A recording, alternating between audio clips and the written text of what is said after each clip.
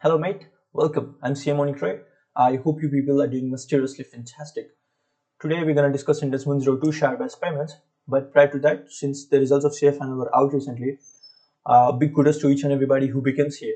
And to the people who didn't, trust me, mate, you're almost there. There were certain corrections. Perhaps some of them could be elusive. A little more push up, a little more revamp. To that, I'm very much sure you'll be able to crack it this time. And coming back to the people who cleared, I would like to tell you something by which the hubris of yours would soon be getting shaken. Ask me what? You have interviews. So IND AS-102 is also a significant topic for your interview. So please don't skip this chapter. Now, I want you people to, once after we're done with this revision video, please read this entire summary notes. I just have made the summary notes into 8 pages.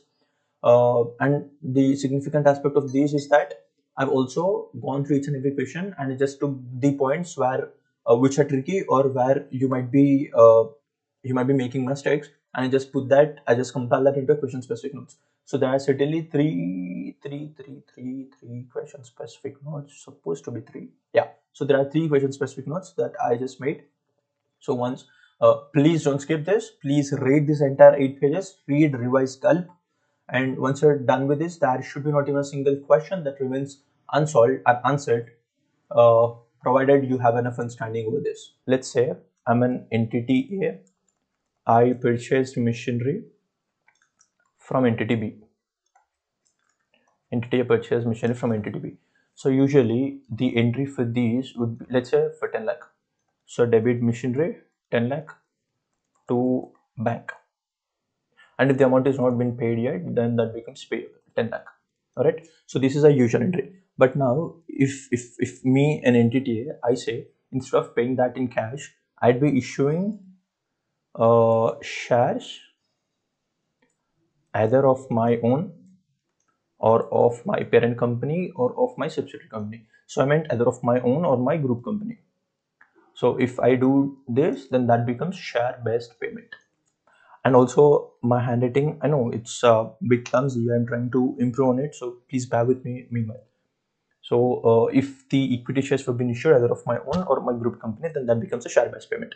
Now the share based payment can either be cash settled share based payment or equity settled share based payment.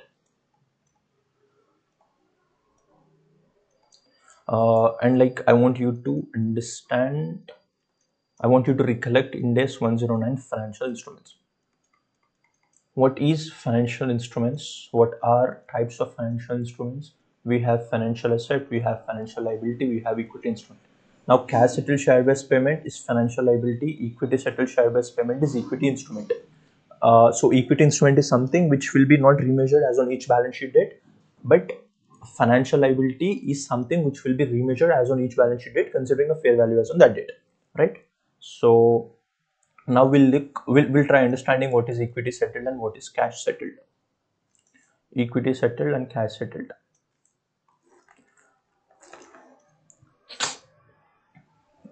Let's say now, considering the same example, A purchased machinery from B for 10 lakh on, let's say this is December 2024, and let's say payment would be made on June 2025, like after 6 months, June 2025. So today, let's say the fair value today is somewhere around 100, and here fair value becomes 120. So the total amount payable is 10 lakh. Now fair value today is 100, so I would be issuing 10,000 shares. So here today, like the grand date, like the date when the announcement of this is made, that is December, I would record, like entity would record machinery debit 10 lakh to SPP reserve. SPP reserve 10 lakh. And as on when like the June 2025, the settlement date, I would record SPP reserve debit 10 lakh to equity share capital. Let's say the face value is 10% or 10 rupee. So equity settled share capital would be 1 lakh. Then the balancing figure would be securities premium. How much would that be? 9 lakh. So, okay, let's say the fair value on reporting date on March, if the fair value on March become 110, even then my entry would still be assumed because this is an equity instrument and that would be not remeasured considering a fair value as on a balance sheet date.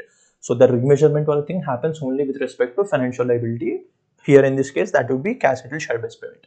So it is FL, it is EI, equity instrument. All right. So this is equity instrument. We'll also discuss one the distinguishment between both of them once we once we try understanding what does this mean, what does this mean. So we are done with this. Now we'll look at this. Here we take a same example. Now on like today on December, I would record debit machinery 10 lakh to SBP. Here we took SBP reserve, but here we'll be taking SBP liability. Why? Liability, financial liability. Since it was equity instrument, we are taking that to reserve. How much is this? 10 lakh. Now, and on reporting date, March. Since it's a financial liability, we will remeasure as on each reporting date. Now, the fair value as on March is 110. So here, originally, here it was 100. So I recorded 100. Now here the fair value increases to 110. So here I'd be taking SPP, share based payment expenses debit. So this will be taken to PNL to SPP liability. How much is this? 1 lakh, 1 lakh. How? 10,000 into 10.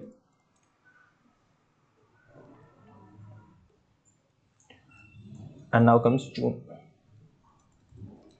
So here SPP liability debit again. On June, the fair value increased to 110. So again, increase it by 10. So 1 lakh to SPP liable. SBP expenses PNL debit to SBP liability 1 lakh. Now when the actual payment happens, then that becomes SPP liability debit. How much? 10 plus 1 plus 1, or else directly 120. So it becomes 12 lakh to bank, 12 lakh. Now you will tell me, you'll ask me, what difference does it make? Because here we made machinery debit 10 lakh to bank 10 lakh. So here we are still making machinery debit, like machinery to SBP liability, SBP liability to bank. So liability to liability cancel, machine to bank. The entry would still be same. There, like in the normal case, I would be making machinery debit 10 lakh to bank 10 lakh. But here I'm making machinery debit 10 lakh to bank, like machinery debit 12 lakh to bank 12 lakh. Why? So that's a basic distinction between both of them. In equity settled share based payment, we issue shares considering a fair value on grant date. So the fair value on grant date would be the base and will be not remeasured, no remeasurement on each balance sheet date. So here, even if the fair value has increased to 110, that much of gain of 20 per share, that much amount will be enjoyed by the vendor when it happens him to sell it subsequently after allotment as on that date. So that is with respect to equity instrument. Now with respect to cash settled share based payment, we will not issue shares. We will not issue shares, but we make payment equivalent to fair value of shares. Now, what was the fair value of shares on settlement date? We make payment equivalent to fair value of shares on settlement date. So that is 120. Here we make payment equivalent to the shares as on the date of settlement. But here we take fair value on grant date itself and we'll take that as a base and we'll issue the number of shares. So that be no remeasurement considering a fair value as on a grant date. But here we will be making remeasurement considering a fair value as on grant date. Why? Because here we are making payment equivalent to the fair value of our shares. So here we are issuing equity settled, we'll be issuing our shares. Cash settled, we'll be not issuing our shares. Equity settled, no remeasurement. Cash settled, remeasurement. And cash settled, the payment will be made to the payment equivalent to fair value of a shares will be made as on a settlement date. All right. Now the equity settled, cash settled. If I'm making 2 employees, equity settled share based payment and cash settled share based payment if made to employees is called ESOP, employee stock option plan. Employee stock option plan. Cash settled share based payment is called SAR. We call share appreciation rights. And Majority, like more than 90% of the times, more than 90% of these IND AS-102 like in your syllabus, it only deals with employees. There are hardly some 5-6 questions which are which deals with the transaction with other than employees. All right, and even high chances you'll be getting question from these only in your exams. So let's look at our book summary notes. So basically, IND AS-102 Share Based Payment. This IND AS deals with recording, accounting of the transactions where the consideration for the goods and services obtained by the entity is either paid by issue of the equity shares of its own or group company shares. So that is called equity settled share based payment, or by making payment equivalent to the share price of its own or group. So that is called cash settled share based payment. All right. So now the equity settled share based payment made to employees are called ESOP. Cash settled share based payment made to employees are called SAR. Cash settled share based payment made to employees are called SAR. SAR stands for share appreciation rights. ESOP stands for employee stock option plan. Now, SPP with employees. Okay, we have to look at certain terms. We'll understand the terms again with an example. Let's say I'm an entity A. I issued. Okay, I announced on December 2024. Okay. Yeah, I announced on December 2024 that each of employee who remains in service, each of that employee who remains in service for at least 3 years,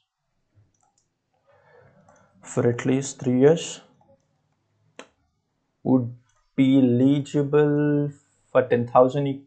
Okay, that's too cute. Would be eligible for, let's say, 10 for 10 ESOPs. So all of the employees who remain in service for at least 3 years would be eligible for 10 ESOPs, exercisable or can be purchased at 80% of fair value. When can this be done? This can be done after 3 years. After 3 years. So let's say it's on December 2027. Now let's look at some of the terms. Firstly, grant date. So basically, grant date is a date when the announcement of ESOP is being made, or when the date when both the employees and the entity agree to terms and conditions of ESOP. So from this example, this is a grant date, December 2024, because announcement of that was been made and agreeing to terms and conditions happened. Now comes exercisable price. Exercisable price. So tell me, after 3 years, like as on this date, if the fair value happens to be 1,000, I'd be eligible to get this at 80% of 1,000. If that happens to be 1,200, 80% of 1,200. If that happens to be 5,000, again, then I'll be eligible for 80% of 5,000. So exercisable price is 80% of fair value on this date. All right. And now comes vesting period. Vesting period, and then comes vesting condition. Now, what do you mean by vesting period? So all of those employees, okay, will from this example, try analyzing. Will all of the employees would be eligible for the ESOP? No, only those employees who remains in service will be eligible. So the employees must be in service. Must be in service is a condition. So that we call a vesting condition. Must be in service is a vesting condition. They must be in service for how many years? That becomes a vesting period. So vesting period is basically a period during which the vesting condition is to be satisfied. So vesting period from this example is 3 years. Again, I'm telling you, granted is a date when agreeing to terms and conditions have been made, or announcement of SBP is made, announcement of the share-based payment is made. So that is a grant date. Exercisable price is a price at which the that many of shares can be exercised. So that becomes fair value. That becomes exercisable price. This can also be zero. All right. So if that is zero, that means they are freely exercisable. And the vesting period. So vesting period is basically the period during which a vesting condition is to be satisfied. That becomes a vesting period. And vesting condition is a condition which is to be satisfied only upon satisfying which the employee should be eligible for the ESOP. That is vesting condition. Now,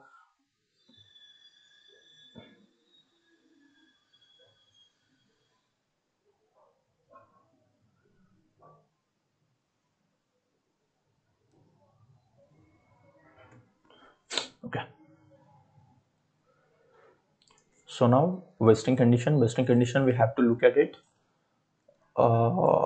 We have service based condition and we have performance based condition. Now why are we again making all this classification is because to find out a vesting period. Now what would be vesting period in each of these scenarios, we are finding that. So only for that purpose we are again making these classifications. So one we have service based and another we have performance based. Service based vesting condition is something which means the employees must be in service. So service based vesting condition is a condition which says that the employees must be in service for X many years. So in service based condition, vesting period would be in service years. All right. And performance based condition. Now this performance based condition could either be market linked or market based or non-market linked condition, non-market based condition. Now firstly, what is a main difference between both of these? So the market based condition is that condition which is outside employees control.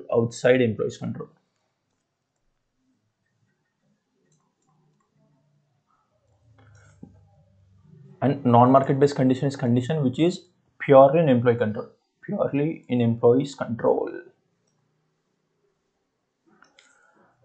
Example, if I say if the entity says that it will be issuing 10 ESOPs for all the employees, if the share price increases by 10%, or if the Nifty, like the market, if it goes down by 2%, if the market goes down by 2%. So this could be example. Do you think the both of these can be met, like can be influenced by the employees? No, the entity itself cannot influence it. Okay, it can influence in some exceptional cases, but even these are not purely within the entity's control. There are multiple external factors which should be cumulatively affecting these factors, right? So these are not within the these are something which is not even within the within the entity's control, then there's no point of them being within the employee's control, right? So here examples could be, let's say if the production increases by 10%, or if overheads decreases by 2%, or let's say if EBIT increases by 5%. So these could be vesting conditions here. Now the vesting period in case of market linked condition is the initially expected period. Now how to find initially expected vesting period? Initially expected vesting period, or vesting period, initially expected target achievement period. Now how do we find out this? No worry, these will always be given in a question. If ICA gives any of the question wherein the vesting condition is linked to market, then the ICA is supposed to give initial expected target achievement period. So these would always be you'll be finding this in question. All right. And in case of non-market linked condition, the vesting period would be revised target achievement period at each balance sheet date. Revised target achievement period on each vesting period on balance sheet date or reporting date, whatever you can call that as. Now let's try understanding what does this mean with an example. Let's say here the entity says if the share price increases by 10%, then each of the employees will be getting 10 ESOPs. And my initially expected vesting period target achievement period is, let's say 4 years. So here I take vesting period as 4 years. All right. So let's say first year, second year, third year, fourth year. Now why am I telling all of this? Because we have a question specific note, all of this. So I'm telling you this. First year, second year, third year. Let's say the total cost of the ESOP today is 10 lakh. Now how did we attain at this? We'll be looking at this as we proceed further, but for the time being, just assume that the cost today is 10 lakh for these 10 ESOPs to all of the employees. So my vesting period, since initial expected vesting period is 4 years, I will allocate this 10 lakh equally over this 4 years. Now when I say allocation is done, how is that being done is, we take the total expected, like the total cost by total vesting period. Why are we so stressed and so keen on vesting period is to find out how much of vesting, how much of cost is to be allocated for that period. So to find out that vesting period is a base. So we take a total cost, we divide that by vesting period. So total cost by total vesting period into number of years till now, 1 year, minus cost till previous year, 0. So we'll get 10 by 4 would be 2.5. So this much of cost will be recognizing for first year. For second year, again total cost by total vesting period into total years till now minus cost till previous year. So we'll be again having 2.5. Third year, same. Total cost by total vesting period into years till now minus cost till previous year. 2.5 plus 2.55. So we'll be recording 2.5. Again, fourth year, total cost by total vesting period into years till now minus cost till previous year. 2.5 plus 2.5 plus 2.5, 7.5. So we'll record 2.5. This is an ideal case, case 1. Case 1 where we assume a vesting period to be 4 years. Let's say in case 2,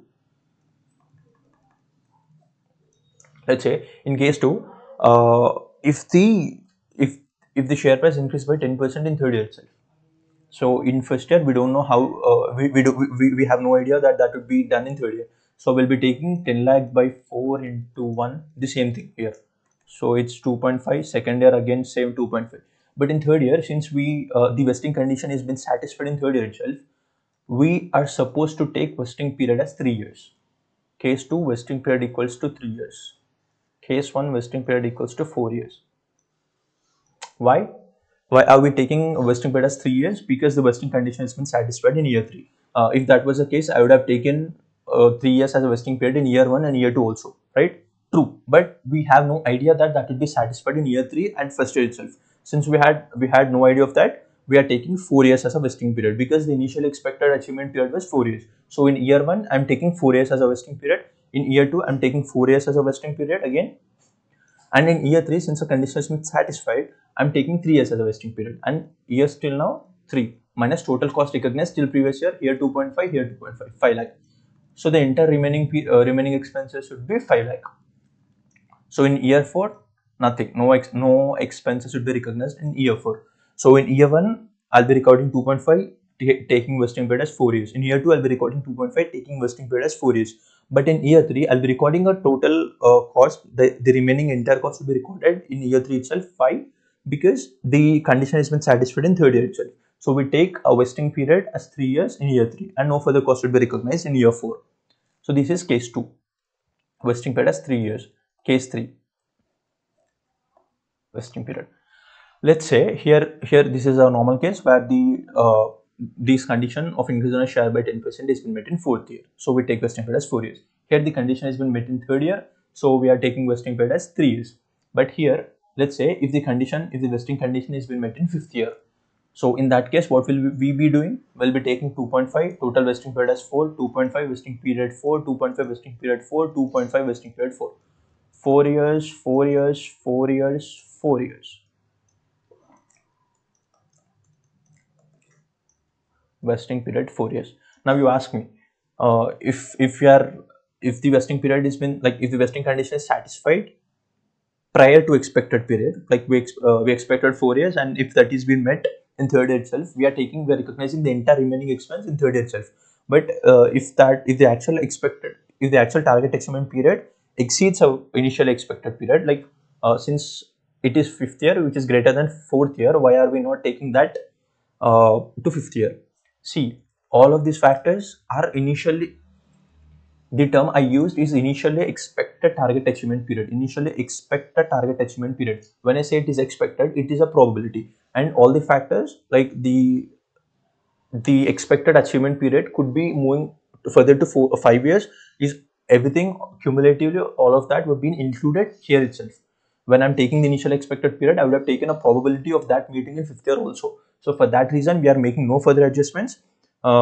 Even if the expected, like even if it is been met in fifth year itself, we are still recognizing as if the target has been met in fourth year itself. So we'll be not even reversing all the expenses incurred. Why? The same logic again. All of this were being taken when the initial expected target achievement period, probability of that, probability of the probability of achieving, probability of not achieving, probability of achieving beyond the initial expected period, all of that were being taken at the time of estimating the initial target achievement period itself. So for that reason, we'll be not doing anything even if the condition has been met in 5th year. We'll be recording as if the vesting period is 4 years. I hope you're clear. So this is important. This is important. This is with respect to, okay. So this is if the initial expected period of target achieving market based condition is 4 years, vesting period is 4 years. However, if such condition is satisfied in 3rd year itself, then recognize entire remaining expense in 3rd year only. So if that was met in 3rd year, we'll record entire remaining expense of 5 year in 3rd year itself. And if the market based condition is satisfied in 5th year, then recognize considering vesting period of 4 years itself. Okay. I can also show you an example.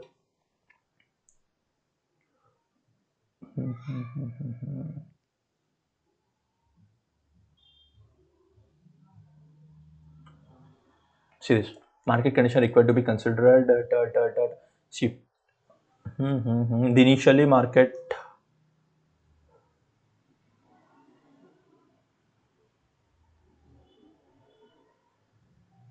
Look at this. This is a market-based condition like share price to reach at 30. So this is market linked condition, and initial expected period is 4 years. So what if the market condition is fulfilled in 3rd year? What if it is fulfilled in 5th year? So if that was fulfilled in 3rd year itself, then we'll record the entire remaining expense in 3rd year itself. Ideally, we are supposed to recognize 625 here, 625 here, 625 here, and again 625 here. But since that has been met in 3rd year itself, we are recognizing entire remaining expense in 3rd year, and in 4th year that would be nil. But if the condition is fulfilled in 5th year, we are recognizing as if that the initial expected period is 4 years itself. So we are not taking anything to year 5. Why? If the market related condition takes longer than expected period, then the original expected period will be followed. All right. So this was with respect to market based condition. Now non-market linked condition. Let's say the entity says that it would issue 10 ESOPs to all of the employees if the EBIT increases by, or if the production increases by 10%. So if production increases by 10%, 10 ESOPs would be issued. And the vesting period initially determined, the expected vesting period is 3 years. 10 ESOPs, vesting period would be 3 years, and production vesting condition is increase in production by 10%. So let's look at each of years, year 1, year 2, year 3. Let's say the total cost of these ESOPs today is 9 lakh, and let's say vesting condition, I met the condition in year 1. So if I met the condition in year 1, like increase in production by 10% for all the years.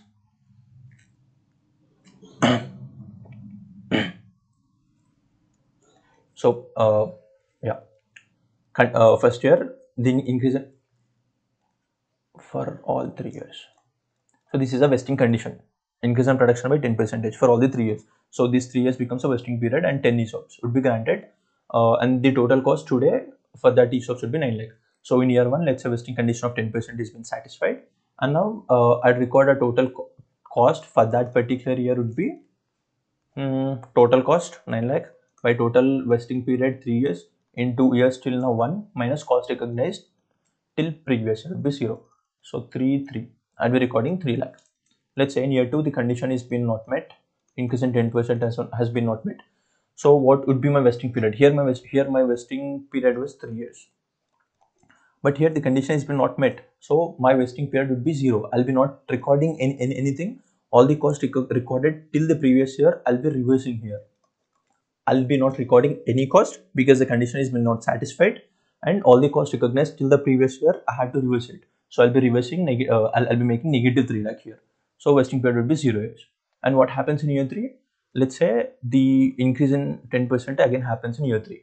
So here I would be taking 9 lakh by 3 into 3 because the total is till now minus cost recognized till previous year. What was the cost recognized till previous year? That was plus 3 lakh minus 3 lakh. So that was 0. So we'd be taking 9 lakh entirely. So we'll be taking 9 lakh entirely, and the vesting period here would be 3 years. You get it? In year 1, the vesting condition has been satisfied, so we take a total cost of 3 lakh, total vesting period of 3 years. In year 2, the condition has not been satisfied, so we will not be taking any, we will not be recognizing any cost for the year, and all the costs recognized till the previous year will be reversing here. Since the condition has not been satisfied, there will be no vesting period. And again in year 3, the vesting condition is been satisfied, so we'll record all the remaining cost, taking vesting period as a 3 years. So all the remaining cost was 9 lakh. Right. Now coming back to our summary notes, if this was the same thing, if non-market based condition is 3 years, vesting period is 3 years. So in year 1, if target achievable, yes, vesting period will be taking as 3 years. If in year 2 that was the target achievable was no, then we'll be not taking any vesting period and will reverse entire expenditure recognized in year 1. Again, if the target achievable, if that was yes in year 3, we'll be taking vesting period as 3 years. All right. So we'll even look these ones. What is a grant date? So date when employees and entity and employees agree into enter into SPP agreement and terms and conditions have been agreed. What is a vesting period? It's a period where all the vesting conditions must be satisfied for the employees to get eligible for the SPP awards. And exercise price, like we discussed, that is a fair value into the percentage. It's a price to be paid by the employees to buy the shares. Now the vesting condition. Look at this. So this is the vesting condition again. If that was market linked, okay, firstly service based, performance based. If that was service based, we will take vesting period as service years. If that was performance based, that could either be market based, non-market based. So if it is a market based, it depends on event outside the employee's control. In example, increase in share price or return by 10%. So the vesting period would be initially expected period. Here the vesting period would be initially expected period on grant date. And in case of non-market based, these are the events within the employee's control. Example, increase in sales, EAT. So here the vesting period would be expected revised target achievement at end of each year. Revised target achievement at end of each year, or as on each vesting period, or as on a balance sheet date. So I want you to please go through it.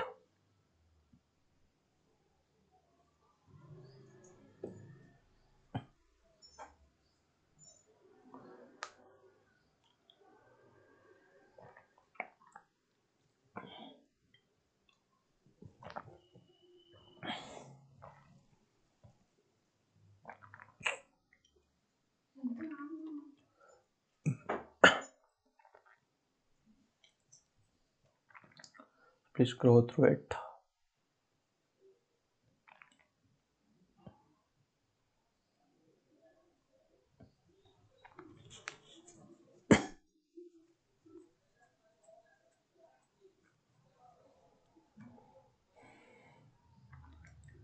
I believe you have gone through it. Now.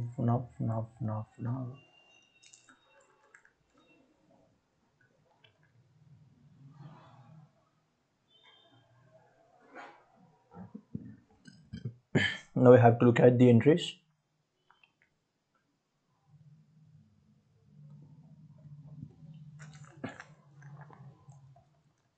If that was equity settled, if that was cash settled. So we have, again, let's look with an example. I'll try if I can find some example.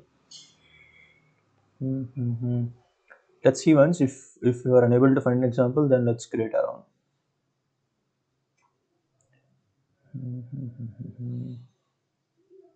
Yes, people are able to decide. Okay, there is some example here. Example 7. Okay, this is vest immediately, so we cannot take this.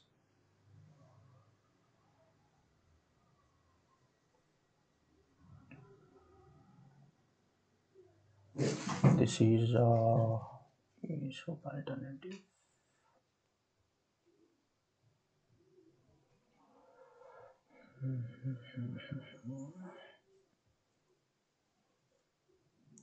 Okay, I think we found.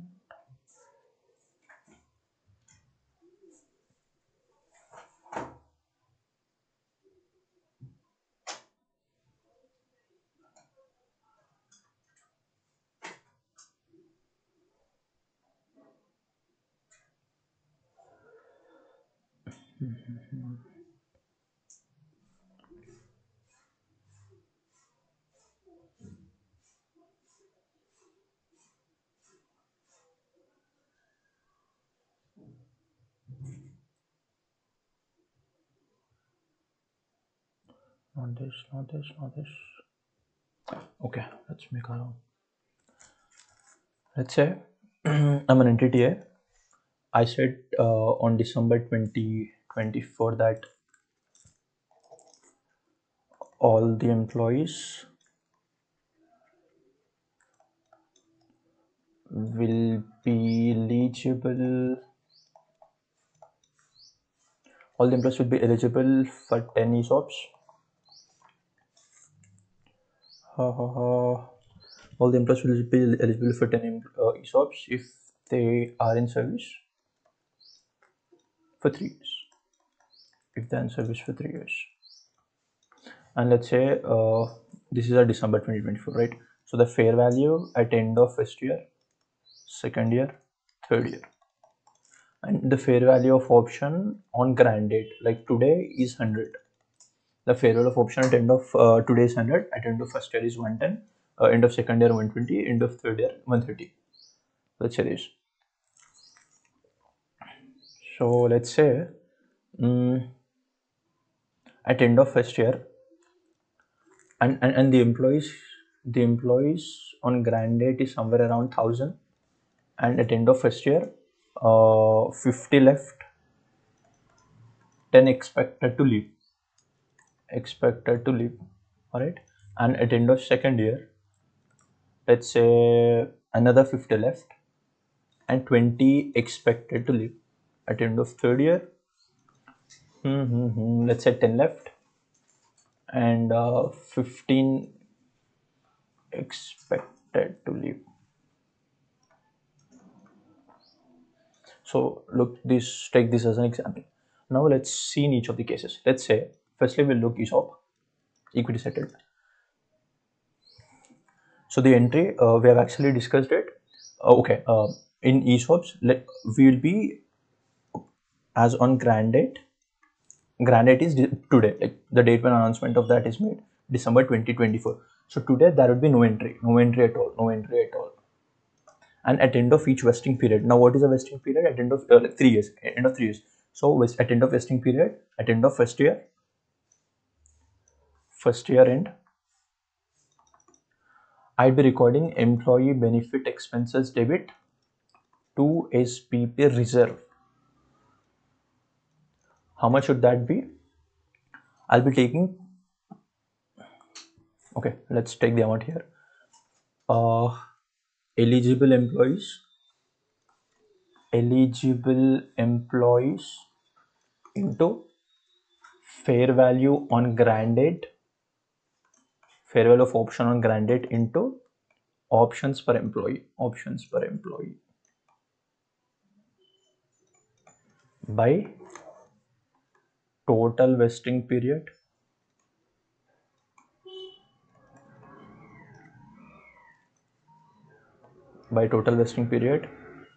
into years till now minus cost till previous year. Oh, this formula is too huge, right? But if you remember, we have actually seen this. We have taken like the numerator wala 10 lakh, and we divided by total vesting period into years till now minus the cost till previous year. In the above examples, in the market linked and non-market linked, we did the same thing. So this 10 lakh by total vesting period into years till now minus cost recognized till previous year. So how did we arrive at this 10 lakh? We have taken total eligible employees into option per employee into fair value of option on grant date. We have taken that like by multiplying these three factors, we got this 10 lakh. So that was the same thing here. Now we'll be getting to know how is this done. Now firstly, eligible employees. Who are all the employees eligible for getting a ESOPs at end of year one? Tell me the opening employees. We have 1000 opening employees minus there were 50 employees who left minus 10 employees were expected to leave. So 1000 minus 50 minus 10. So we'd be having 1000 minus 60. We'd be having 940 employees. So at end of year one, we have 940 employees. All right. First year and second year end and third year end. At end of second year, how many would be there? We have 1000 minus left in previous year at 50 minus left in current year are 50 minus this was of previous year, right? So this was on grant date minus total employees on grant date minus employees till employees left in previous year was 50 minus employees left for the year. This was at end of first year, or this was previous year, and this is current year. Current year employees left are 50, employees expected to leave at 20. So it is 50, 50, 100, 120. 1000 minus 120 would be 880. 880 employees at end of second year, and at end of third year, total employees on grant date 1000 minus employees left in first year 50, employees left in second year 50, employees left in third year 10 minus employees expected to leave are 15. So it's 50, 50, 100, 110, 125.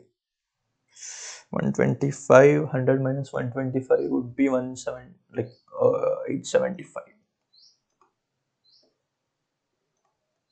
You are getting it?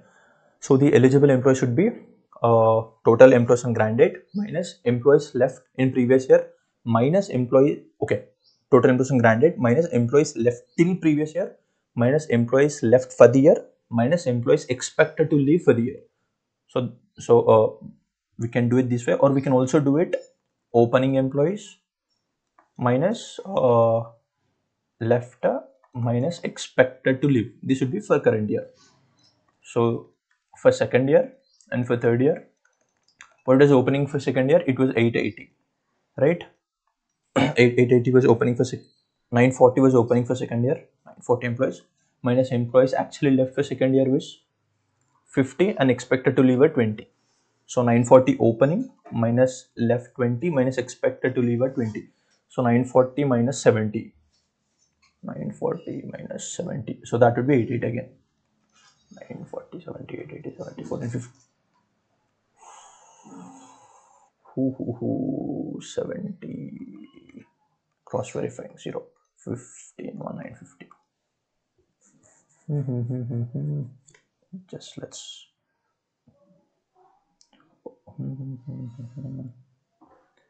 So we have 1000 minus 60 would be 940. We are taking 940 opening minus left for the year 50 minus expected to leave are 20. So it'd be having 870. 870. 870, 870. That'd be some clerical error. That's it. Yeah, so 870 here. This is for second year. So what if, man, seriously? So at end of first year, what if I've taken this way? 1000 minus employees left 50 minus employees expected to leave 10. We'd be having 940.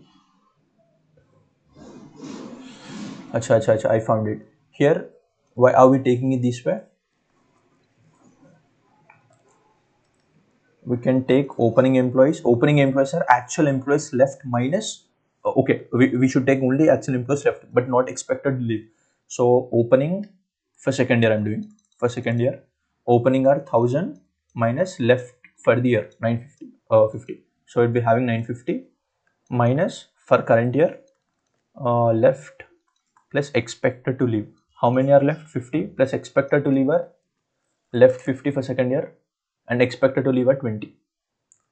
So we would be having 70. So 70, and now we'd be having 8, 80, 7, 14, 15. Yeah. So at end of second year, the expected employees, eligible employees would be 880. So we can either take opening employees and we can either reduce it this way. But you know, this is again double calculation because we need to again, anyways, both of that would be same. We are here also doing the same thing. 1000 minus 50 minus 50 minus 20. See, 1000 minus 50 minus 50 minus 20. All right. So you can do either of a way. For year 3, we can take opening. Opening for year 2 would be 1000 minus 50 minus 50 minus 50 minus 50. So it's 900. Now minus for current year left plus expected to leave plus expected. How many are left?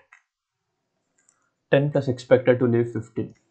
10 plus 15 would still have 25. 875. So this would still be a same, this would still be a same, this would still be same. So either of which we can do it. So now we got eligible employees, first year, second year, third year. Eligible employees. You please also make it this way, like just how I'm making, because this will be easy for you while calculating in exams. So how many were there at end of first year? We had 940, 880, 940 employees into 880 employees into 875 employees. All right. So these are eligible employees into options per employee. Options per employee. How many were the options per employee? 10 ESOPs. 10, 10, 10 into fair value of option on grant date. What is a fair value of option on grant date? Fair value of option on grant date was 100. So 100, 100, 100.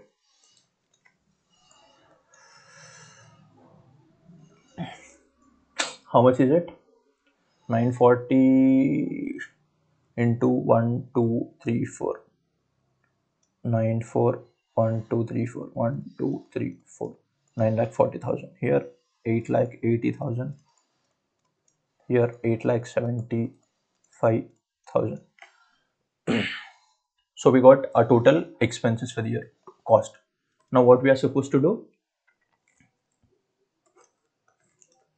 We are supposed to make cost by total vesting period into vesting period expired till date or total years minus cost till previous year.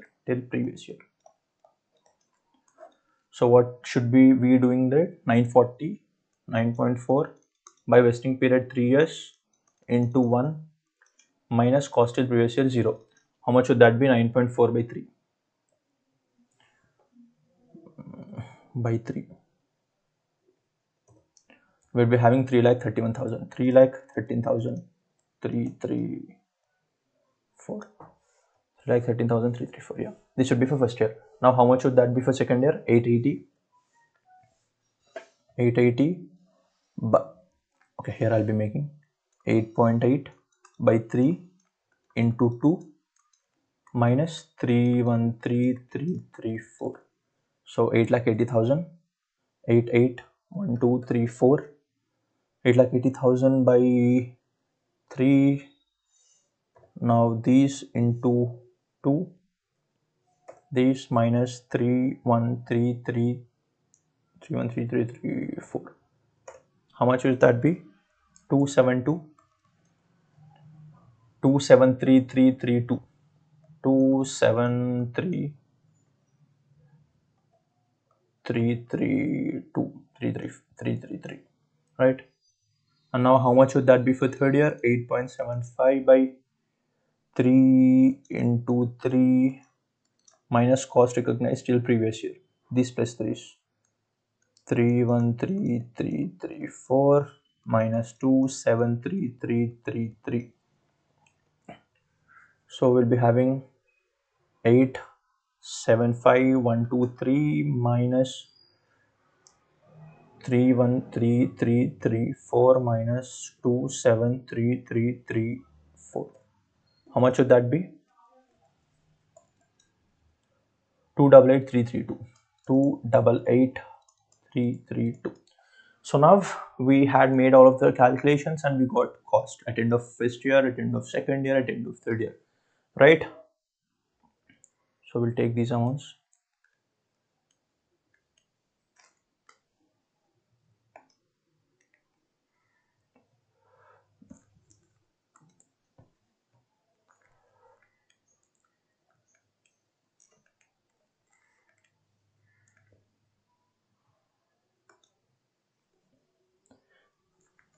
So here the total cost that I should be recognizing 313,334.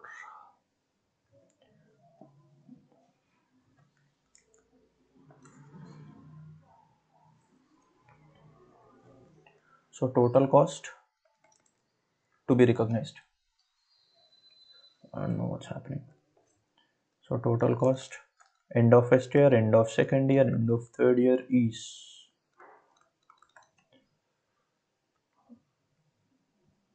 3133334. 3133334. End of second year was 2733334. 2733334. End of third year is 288332. 288332. 810. Yeah. So now on grand date, no entry shall be passed. No entry. Also, no granted, there will be no entry. And at end of each vesting period, that means at end of first year, I'll be making employee benefit expenses debit to SPP reserve. How much would that be? 313334. 313334. And at end of second year,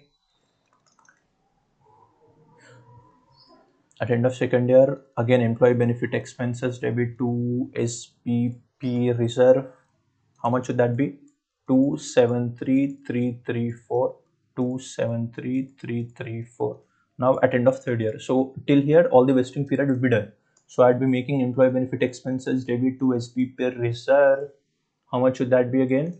288332. 288332. So we'll be having 288332. Now at end of third year, when actual payment of the when actual issuing of shares would happen, then SBP reserve debit. Total of all of this is 875,000. Total of all of this would be 875,000. 875,000 to equity share capital, to securities premium. Let's say if that if the fair value is somewhere around 10, then we'll be taking like the equity share capital equity share capital face value would be given in a question, so take that to equity share capital will be taken to the face value.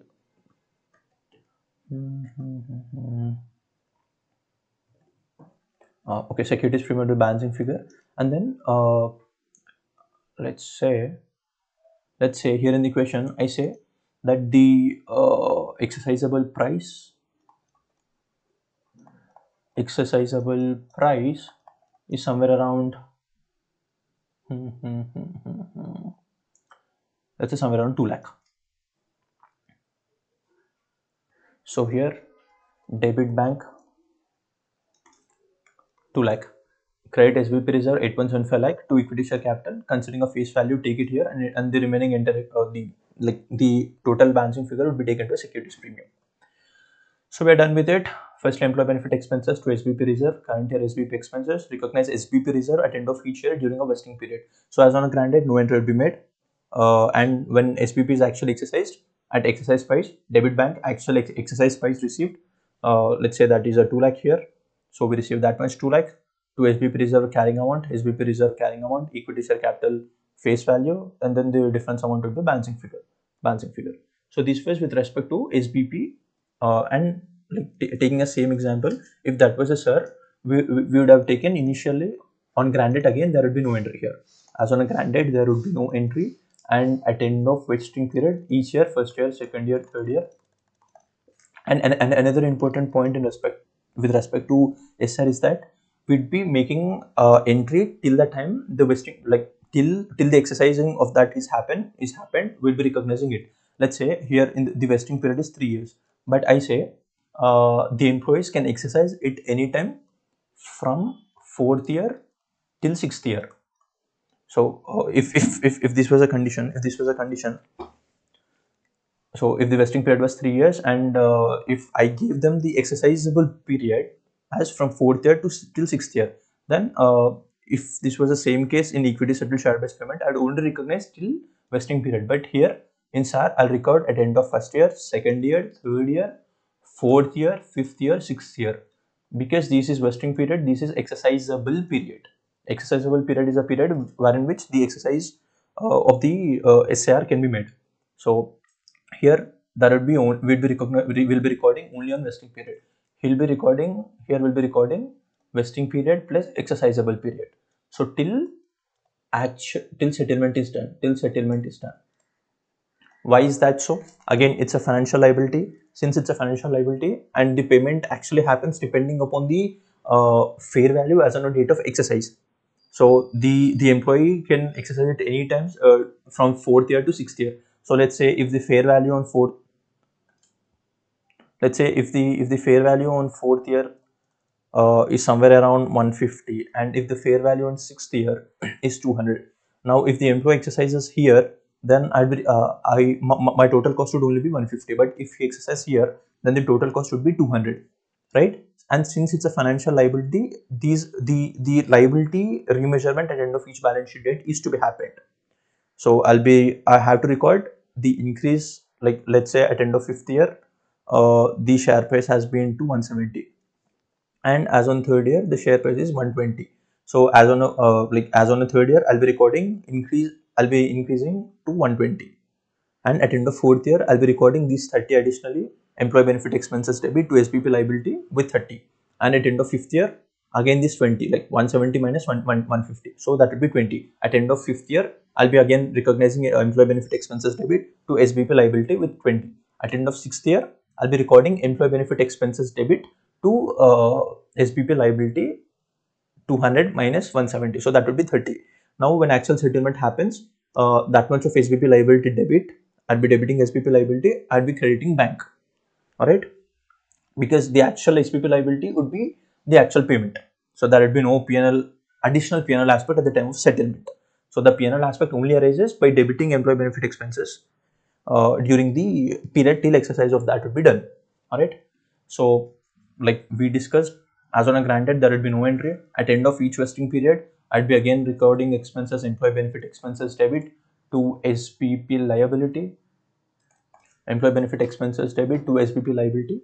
Now I'd be recording the same here, but here I've taken fair value on grant date, but here I'll be taking fair value at end of each balance sheet date. So at end of each balance sheet date would be 120, 110, 120, 130.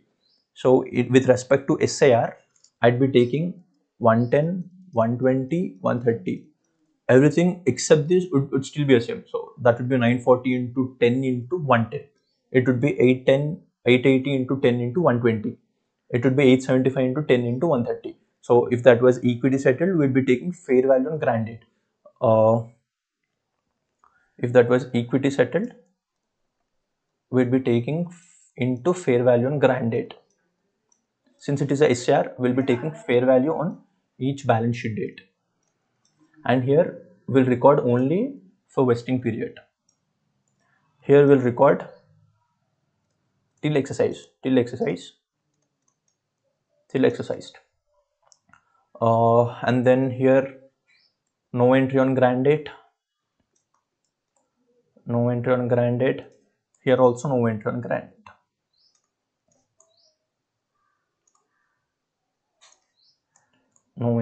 date. I hope this is clear with you people. Please go through it once. Please go through it once. It's so simple. Let's again discuss it once with a quick recap. If on December 2024, entity A announces that all the employees who are in service for at least 3 years will be eligible for the 10 ESOPs, and the fair value of option today is 100, and at end of fair value of option today as on granted is 100, at the vesting period is 3 years, and fair value at end of each vesting period is been separately given, and also the employees left and expected to leave at end of each year is also being given. So step 1 would be to find out the total cost. How will you be finding a total cost? You will be taking total eligible employees into options per employees into fair value of option as on a grant date, if that was equity settled. If that was a cash settled, then we'll be taking eligible employees into fair value at end of each balance sheet date into options per employee. So we'll be getting a certain cost. Now divide that cost by total vesting period into total years till now minus cost till previous year. So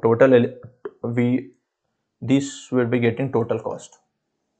By doing this, we'll be getting cost for that year. So cost for that year by total vesting period into vesting period, like the number of years till now minus cost till previous year, will be getting cost for that particular period.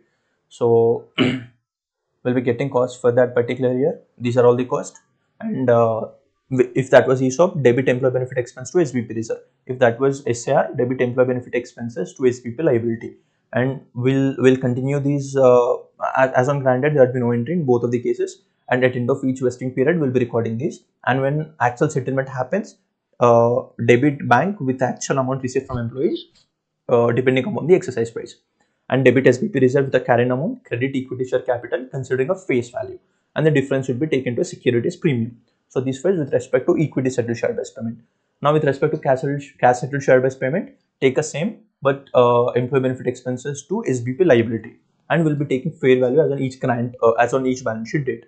So here we'll be recording these as on each balance sheet date plus the period till the time it has been exercised. Why? Because it's a financial liability, and as per IND AS-109 financial instruments, the liability is to be remeasured at end of each balance sheet date till the settlement of that happens, right? So if that was if the vesting period was 3 years and this could be exercised anytime from 4th year till 6th year, then record for entire three years of vesting period, also for entire 3 years of the exercisable period. That's it. And how will you find out the number of employees? Two options: either take grant date employees as a base or opening employees as a base. So total employees on grant date minus employees expected to leave for that particular period minus employees actually left. So you will be getting eligible employees for that particular period. Do a same for second year, do a same for third year. All right. Record SBP liability at the end of each period during vesting period and also period till SBP is exercised. So please look at this. Please look at these ones.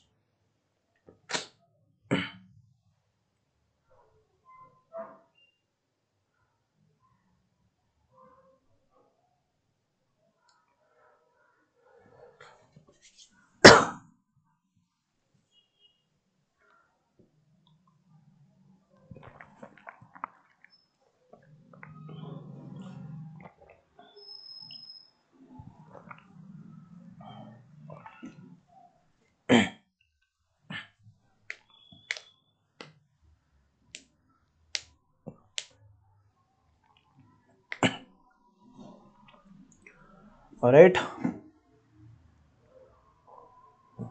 While I scroll it, if in case you are not yet gone through it, please take a screenshot. Please pause it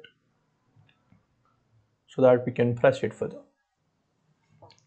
So now that we have seen it, there is also one. Come on, mate. There's also one more thing we have to do it. We have to look at. What if question says that SPP or SR West immediately. Now what does this mean? Usually as on a grant date we have to make no entry, but if it says it vests immediately, then what are we supposed to do?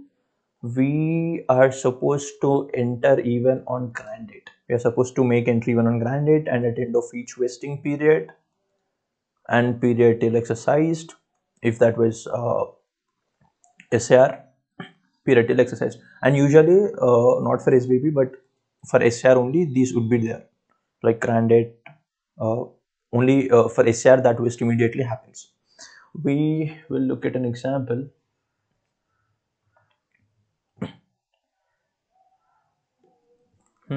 So okay, first look at this. So the current year SBP expenses are total SBP expenses by total vesting period into vesting period expired till date or number of years till date. Now how will you find out the total SBP expense? Take total eligible employees into options per employee into if that was SBP, if that was ESOP, then take a fair value on grant date. If that was cash settled SBP, if that was SAR, take fair value as on each balance sheet date. So if that was cash settled, take fair value on each balance sheet date. If that was ESOP, take grant date fair value. So number of total eligible employees into options per employee into grant date fair value. We'll be getting total SBP expenses. Now divide the total SBP expenses by total vesting period into number of years till date minus cost recognized till previous year. So you'll be getting current year SBP expenses and eligible employees, total opening employees minus employees actually left minus employees expected to leave. So either you can do this for each year or you can directly take the total employees on grant date minus employees left in previous year minus employees left during current year minus expected to leave during current year. So you'll be getting total eligible employees. Now, like I said, if cash settled SBP, because mostly that would be this would be for SBP, cash settled SBP only. So the SAR that vests immediately, in that case, we are supposed to even make entry on grant date itself, considering a fair value on grant date. Usually SAR, we never ever make entry on grant date. Point 1 plus we don't take usually the fair value on grant date, right? So firstly we never take fair value on grant date, and we also do not make any entry on grant date. But if it says SR vest immediately, then we are supposed to even make entry of the employee benefit expense to SPP liability on grant date itself, considering a fair value on grant date. And at end of each vesting period, usually do this. Now let's look at an example.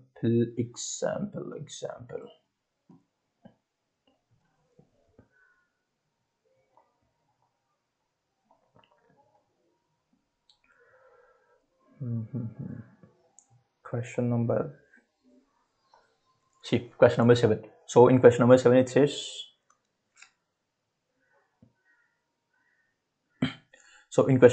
says, there are 11,000 SAR that vest immediately. 11,000 SAR that vest immediately to employees on 1st of April. So the SAR will be settled in cash using an option pricing. The fair value today is 100. So we'll look at this example.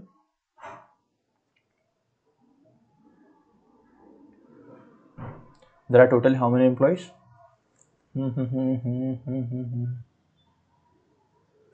11,000 SR that vest immediately to employees on 1st of April 2020. SR will be settled in cash using an option pricing model. Date, fair value on grant date.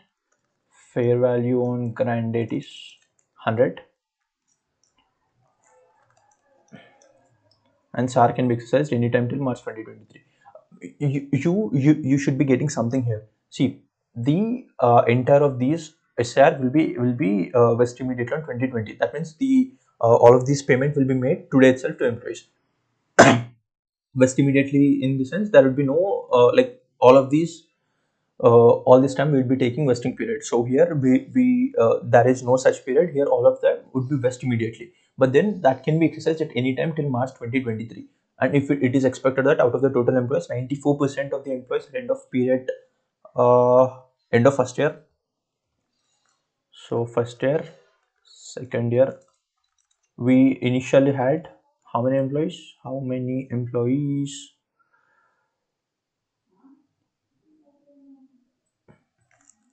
11,000 SR into grant date. We had 11,000 SR into 100. This was fair value on grant date. At end of first year, what was our fair value? 132. At end of second year, it is 139.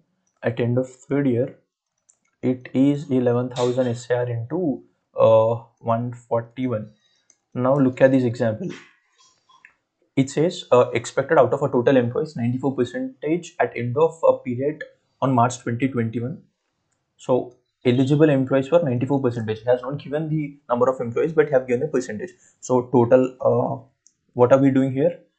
This is eligible employees into options per employee, but this is a total options. Total options, right?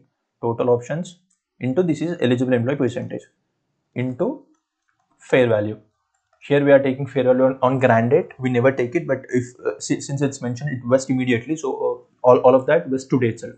So we are taking a fair value on grant date. Only if it says it vests immediately, only in that case we take a fair value on grant date. Otherwise, these will be not coming otherwise. But now since it vests immediately, we'll be even entering this as on a grant date today. So it's 11,000 into fair value at end of first year, second year, third year. Number of employees at end of first year is 94%. End of second year is 91%. Eligible employees, and at end of third year is 85%. So how much should we be getting here? This would be 11 lakh. So today on grand date, I'd be making employee benefit expenses debit to SPP liability. How much would that be? 11 lakh. And one more thing, no buy vesting period into years till now. Years till now. These would usually we'd be taking total cost by total vesting period into vesting period expired till date or number of years till now. So these thing will be not there. This thing will be not there. These thing will be not there. Only this amount will be there. So at how much is this? 13.2 lakh into 94 percentage. 13.2 lakh into 94 percentage is 13 lakh 64,880. 13 lakh 64,880. And if in exam the first immediately question comes, then that becomes more easy for you to solve, because there will be no all this janjat wala thing you must do. So you can simply make a things done. And at end of how much is this? 139 into 11,000 into 91 percentage would be 1391,390. 1391,390. And how much is this? 1318,350. 1318,350. So this is as on grand date. This is at end of first year. Employee benefit expenses debit to SPP liability. In last year it was 11. Now it has become 1364,880. So I have to increase 11 to this much. So that would be 264,880. 264,880. Same at end of second year, how much should I be making? Employee benefit expenses to SBP liability. Now I have to increase 1364 to 1391. How much is it? 26,510. It's 26,510. At end of third year, see, at end of third year, it's 1391 to 1381. So there is a decrease in liability. How much is a decrease in liability? 73040. So here at end of third year, I have to reverse it. SBP liability debit to employee benefit expenses, 73040, 73,040 rupees. So this is what is happening at end of third year. And sorry, so at end of third year. Now at end of third year, the total SPP liability debit, how much should the total be? 1318,250. Debit to bank, 1318,250. All right. So SBP liability to bank, settlement of SCR. SBP liability to bank, settlement of SCR. All right, you got this. So if this is an important case, and this is also very easy case, because you simply have to do this, like number of employees, and even there is not even the employee wala thing you have to consider. So just simply they have given you the entire SCR outstanding for that period, and considering that we'll be taking the percentage, employee percentage eligible. So total SCR into eligible employee percentage into fair value as on grant date plus fair value at end of each period. All right, at end of each period. So what does it mean? SAR vest immediately. That means there will be no vesting period. There will be only exercise period. All right. However, the payment is made at end of a vesting period, like at end of an exercisable period. SR will be set in cash using a SAR can be exercised at any time until it is expected out of a total employees. SR will be settled in cash using an option model at a estimated fair value. SR can be exercised any time up to 31st of March 2023. Expected out of a total employees, 94%. Here 91%. When these are vested at end of a third year, only 85% of a total employee exercise these option. That's it. So there we had first year, second year, third year. In third year we are making a reversal of expenses, because the fair value decreased, the fair value of option decreased, and hence we are making a reversal of the expenses, and all the payment have been made here.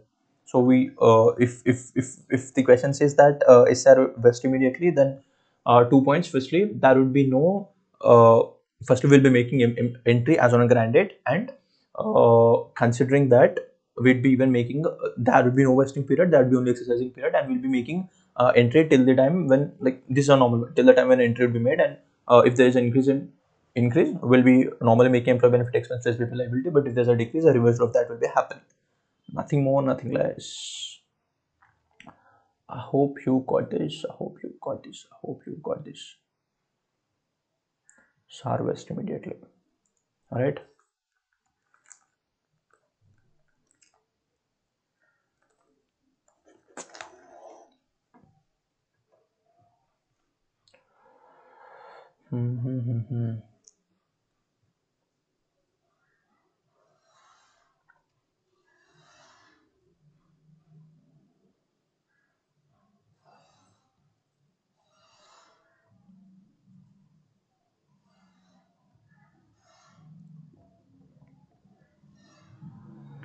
So, if cash settled SBB vest immediately, then ungranted employee benefit expense to liability, fair value ungranted during vesting period, number of employees into options per employee into fair value on current balance sheet date minus cumulative SBP recognized till last balance sheet date.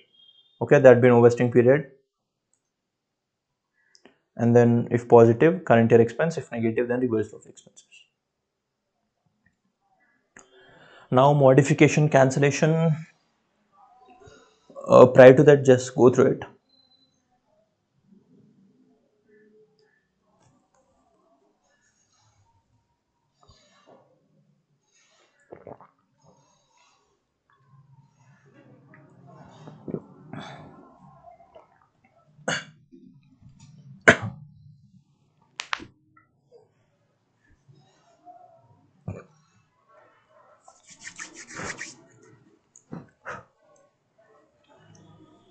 Right? You've gone through it. Let's look at modification cancellation. Now, the modification, okay. Uh, that the cancellation of SBB can either be because of employee's fault, or because of a company's fault. If that was because of an employee's fault, then all the expenses recognized till the previous year, like till now, all the expenses are to be reversed, and there would be no cost recognized for that particular period. So we are reversing all of the entries as if there was no entry at all in the books of accounts. Now, what does it mean? Now, if I say the vesting period of employee is to be satisfied, now if some of the employees have not been satisfied, the reversal of that would be done, like depending upon like just the just in a previous example. Now we have seen there will be some reversal of expenses. Why? Because there was a decline in percentage of the employees. Like previously I expect a 91 percentage of the eligible employees, but then the eligibility dropped to 85 percentage. Now what does that mean? There was some criteria, the vesting condition was not being met by employees and making them ineligible for that. So if that condition, if entire of all the condition was being not met, like if no employee has met the condition, then this would be 0%. Then these would be 0. Then all the costs recognized till the previous year, like 1391, 390, all of these would be reversed, and all the expenses recognized, like I said, all the expenses recognized till previous year of 1391, 390 is to be reversed, and there should be no cost recognized for the period when if all of the employees were unable to meet the vesting condition. So this is what I meant. If there was if the cancellation of ESOP happens because of employee's fault and because of a company fault, if that was because of employee's fault, then we'll be reversing all the expenses recognized till date, and remaining expense for the period will not be recognized. So these would be cancelled. These cancelled options will be treated as if it was never existed at all. And if that was a company's fault, now if that was a company's fault, then either the cancellation can happen by way of settlement in cash or by way of a replacement awards. So if that was a company's fault, then cancellation can either happen by way of settlement in cash or by way of replacement awards. So this is called cancellation. This is called modification. Modification happens by replacement awards, like by revising the terms of awards or by issuing a new ESOPs. So if new ESOPs are issued, then that would be treated as a separate, like, new SBP. But if the modification happens, like if the replacement awards happen by way of modification to the terms of the existing ESOP, then okay, we'll look at this. But firstly, let's see this cancellation. If the settlement of cancellation happen in cash. So look at this with an example. There should be an example. I don't know where it is, but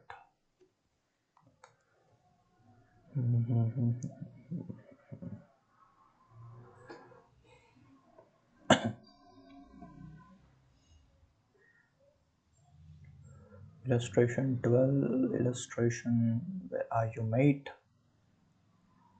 Illustration. Yeah, I think I found it. Illustration 11. Okay, so these deals with the cancellation equity settled SBP. Firstly, Anara Fertilizers Limited issued 2000 share options to its 10 directors for exercise price of 100. So options, number of options into eligible employees into fair value. Now, how many options were there? 2000 options into 10 directors. 2000 options, 10 directors were eligible, into fair value of option was 130. Fair value of option was 130. All right. But okay, expected directors were 8. Expected directors were 8. Eligible directors were 8. Expected number of directors towards the option. That means the eligibility criteria was being only met by 8. So there were total 10 directors. Eligibility criteria was met by 8. So how much is this? 2000 into 8 into 130. 2000 into 8 into 130 is 20 lakh 80,000. 20 lakh 80,000. Now what is the vesting period? 3 years. So vesting period will be 3 years. Now this is total cost. Total cost by total vesting period 3 years into period till now is 1 year minus cost recognized till previous year is 0. So how much should I recognize for the year? 20 lakh 80,000 by 3.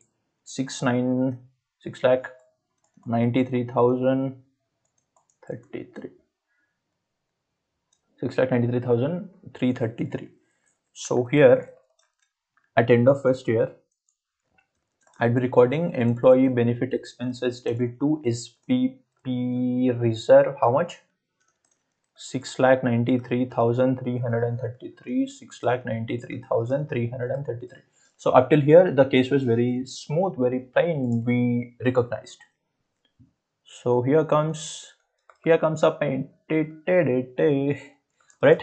At end of second year, what happened was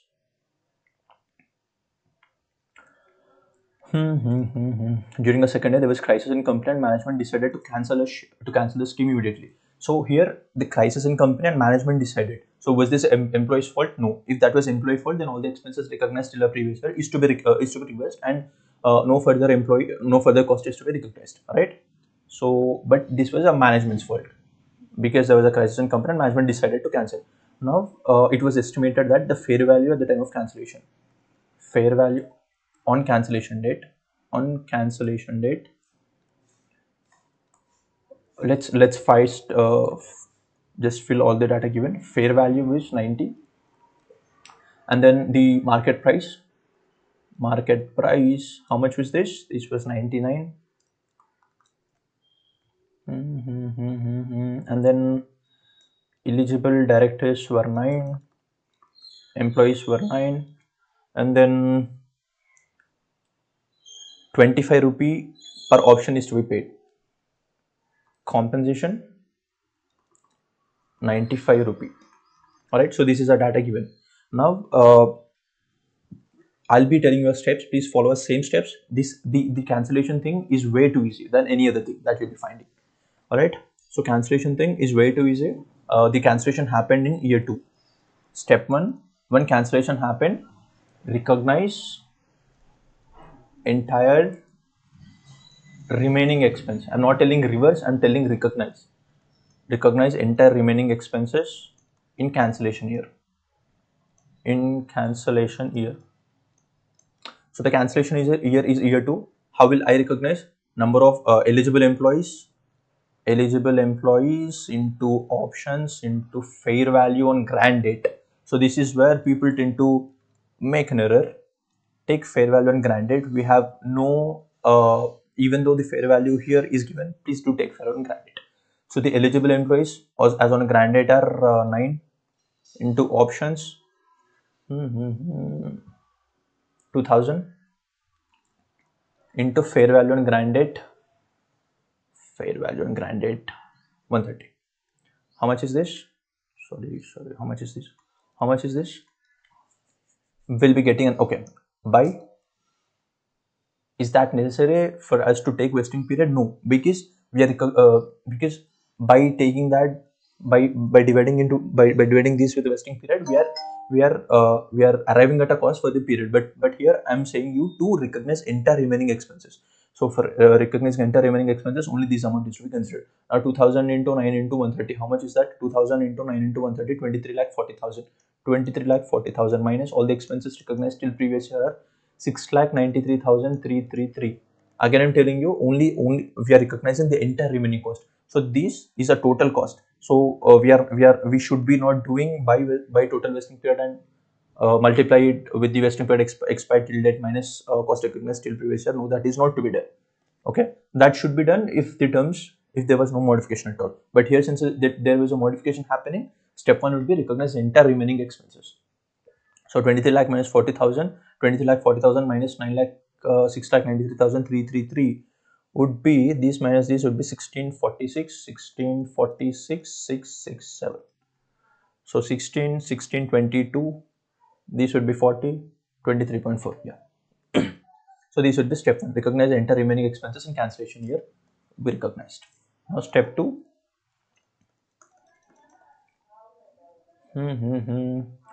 Allocate SPP reserve debit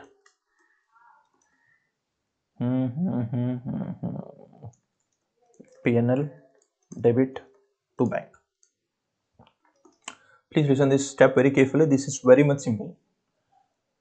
Number of options per employee 2000 options into fair value. Okay, options into employees eligible 9 2000 into 9 2000 into 9. Now how much of the compensation is been paid? 95 rupees. So 95 rupee compensation is been paid. So this would be to bank. Now how much of amount will I be able to take it through reserve? I have 23.4 lakh in my SBP reserve. So the total balance in my SBP reserve. So employee benefit expenses debit to SBP reserve 16 lakh 46,667. 16 lakh 46,667. This entry also is to be made here, right? So now what is my total SBP reserve balance? 693333 plus 1646,667. So cumulatively both of these would be 23.4 lakh.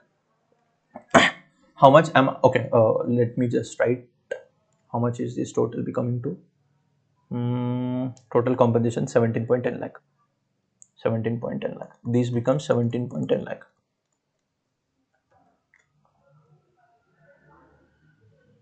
9 into 95 into 2000, 17.10, 9 into 95,000 into 2000. So yeah, so I'm supposed to pay 17 lakh 10,000. Now my total SBP reserve balance is 23.4 lakh.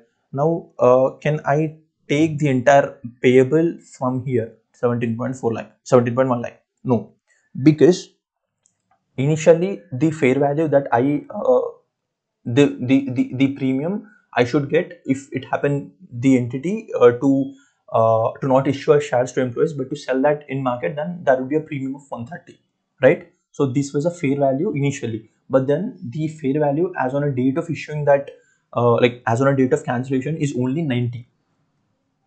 So we are supposed to take fair value as on cancellation date. Every time when I'm making payment from SBP reserve, that would be all the amount that would be gone to SBP reserve. When we are considering fair value as a base, then we should also consider fair value as a base when we are taking amount from that. So we are taking a fair value as on a SBP set as on a cancellation date. So the fair value as on cancellation date is 90. Only that much of amount we are supposed to take from SBP reserve. Because what happens is here if the employee says because it had a balance of 23.4 lakh, it cannot directly issue let's say somewhere around 100. Like let's say if the compensation is somewhere around 130. So now 2000 into 9 into 130. Let's say for example I'm telling you, let's say that is somewhere around 23.4 lakh. Now since since I had a balance of 23.4 lakh, I cannot directly make a payment of 23.4 lakh. No, because that 23.4 lakh came considering 130 as a fair value, and 130 depending upon the vesting period of 3 years. But then now I'm cancelling in second year itself. So when the time when I'm cancelling here, the fair value as on the date of cancellation would be considered, and hence the fair value as on date of cancellation is only 90. So I'll be taking 2000 into 9 into 90, and then from PNL I'd be taking balancing figure. Balancing figure. So how much is 2000 into 9 into 90? 2000 into 9 into 90. 2000 into 9 into 90 is 16.2 lakh. 16.2 lakh. So the entire remaining amount would be taken from PNL. Debit PNL by 90,000. 90,000. Debit PNL by 90,000. Debit PNL by 90,000. Debit PNL by 90,000. Alright. So this is step 2. Now comes step 3. This is the last step. Remaining SBP reserve is to be transferred to retained earnings. So SBP reserve balance to retained earnings. How much is that? We have used 16.2. We had 23.4. So balance of that would be 7 point.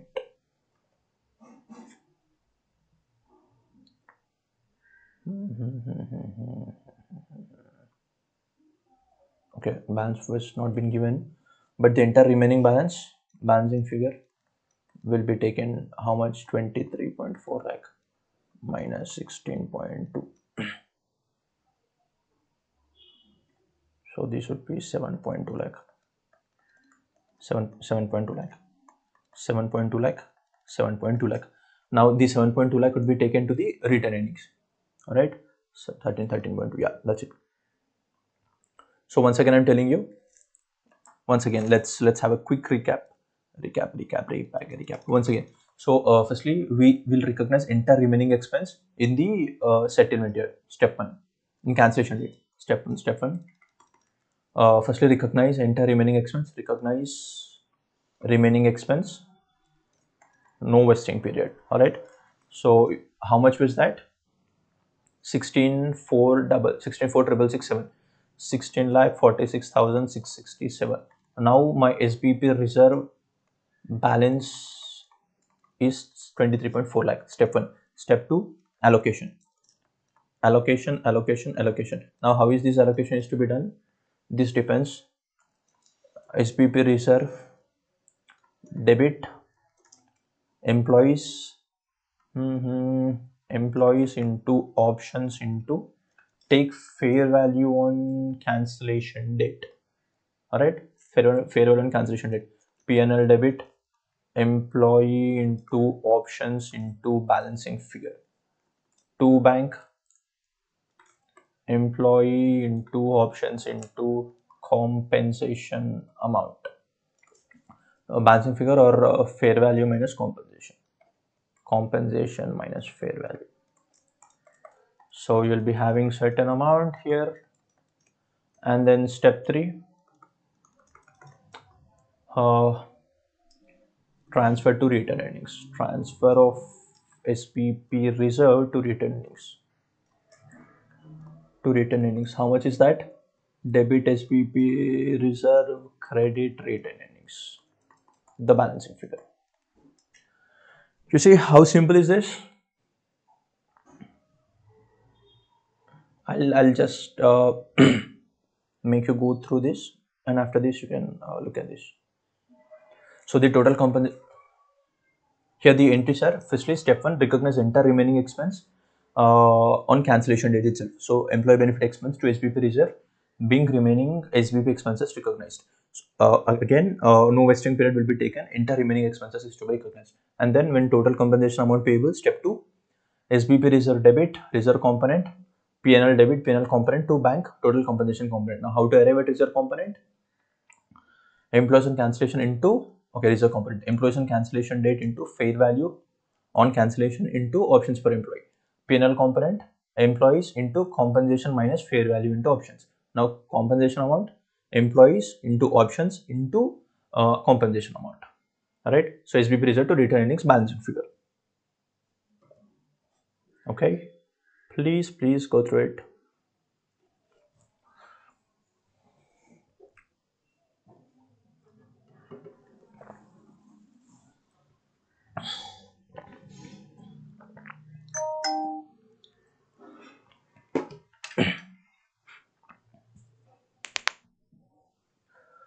Again, let me just scroll through it so that you can pause and revise it again. This was illustration 11.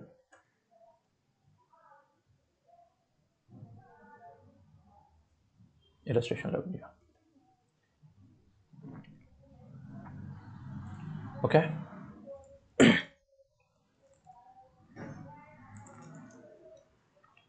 So this was all about cancellation. Now let's look at modification. Now once again, a quick recap. So firstly, if that was at company's failure, then the total expenses recognized till the date or till the previous year is to be revised, and no further cost is to be recognized for the year. So we'll be treating as if the cancelled options were never existed at all. If that was employee's fault, and if that was at the company's fault, then either the settlement can happen by way of cash or by way of replacement awards. So if that happened at cash, we just saw. If that happens at replacement awards, now the replacement awards can either be by way of issue of new ESOPs. If that was a new ESOPs case, then we'll be recording as if it was a new thing, like employee benefit expense to SBP reserve or SBP liability. But since it was ESOP, we'll be taking employee benefit expense to SBP reserve. And now there would be a modification to original ESOP. Modification, we hardly have some two questions, two questions hardly, yeah. And now what does a modification mean? We'll look at this modification with the illustration.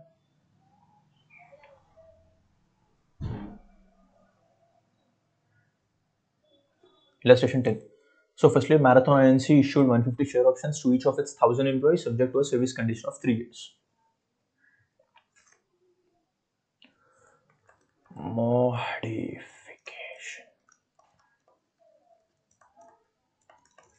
So issued 1000 shares, okay, options into fair value into employees eligible. 1000 options into 129 into how many were employees? Okay, employees were 1000, it was 150. 150 options into 1000 employees into fair value 129. Vesting period 3 years. So how much is 150 into 129 into 1000? 150. Acha, we have also the employee. Okay, we also have 35 employees left and 60 employees expected to leave. So minus 35 left, 60 expected to leave. Is that 35 left, 60 expected to leave?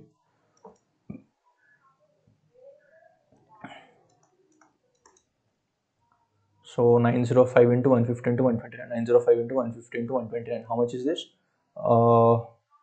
58, 37, 250. Okay, let's calculate this. 150 into 129 into 905. It's 17511 750 by 3. So it's 58, 37, 250. 58, 37, 250. So my first year, at end of first year, my entry would be employee benefit expenses debit 58 lakh 37,250. Employee benefit expense debit to SPP reserve 58 lakh 37,250. Yep. Now let's say, now what happened after first year? Share options repriced as fair value fell to 150. After repricing, they are now worth 80, and hence expense is expected to increase by 30. Now what happened was, initially the fair value of option was 129. Now what does this mean?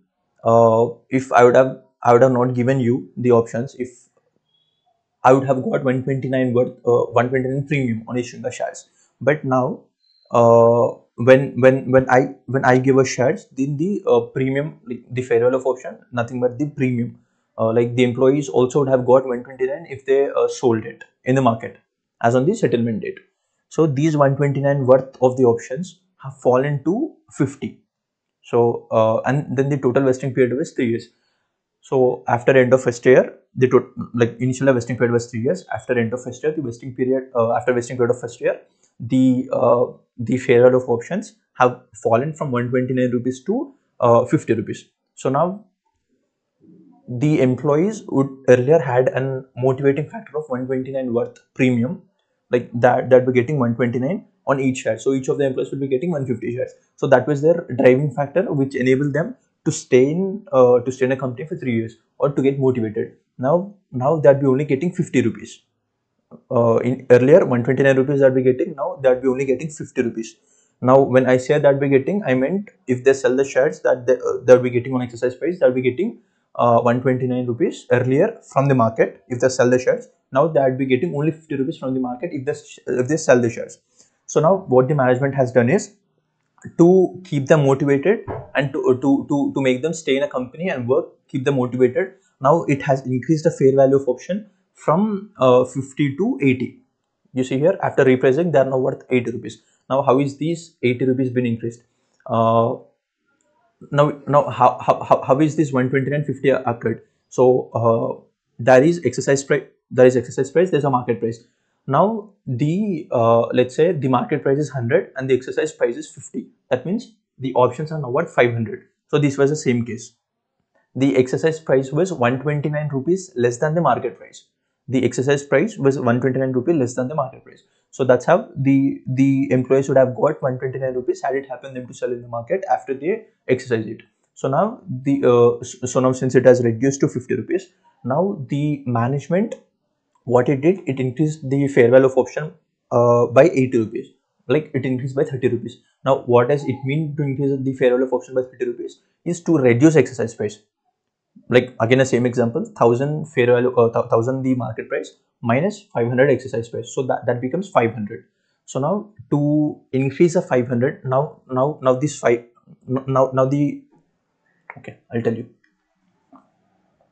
Let's say market price is 1000, exercise price is 500.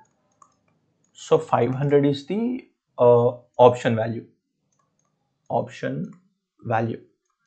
Now this 500 has reduced to okay, now let's say the market price has become 800. So if the market price has become to 800, now the 500 worth these 500 worth would be reduced to 300 only. Why? Because the exercise price would still be 500. So 800 minus 500, the price would only be 300. So earlier employee would have got 500 rupees. Now the employee will be getting 300 rupees when upon a resale.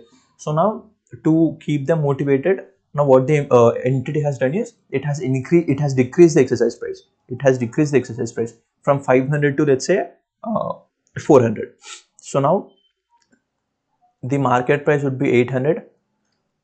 The entity or employee or anyone for that matter will be having no impact, like they cannot influence the market price directly, right? In majority of cases they cannot influence. So the market price would be still 800.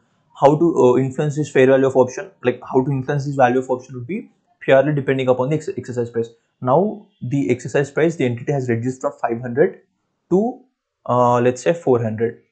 So now the option value, earlier the option value was 300, now the option value has become 400. So the option value increased by 100.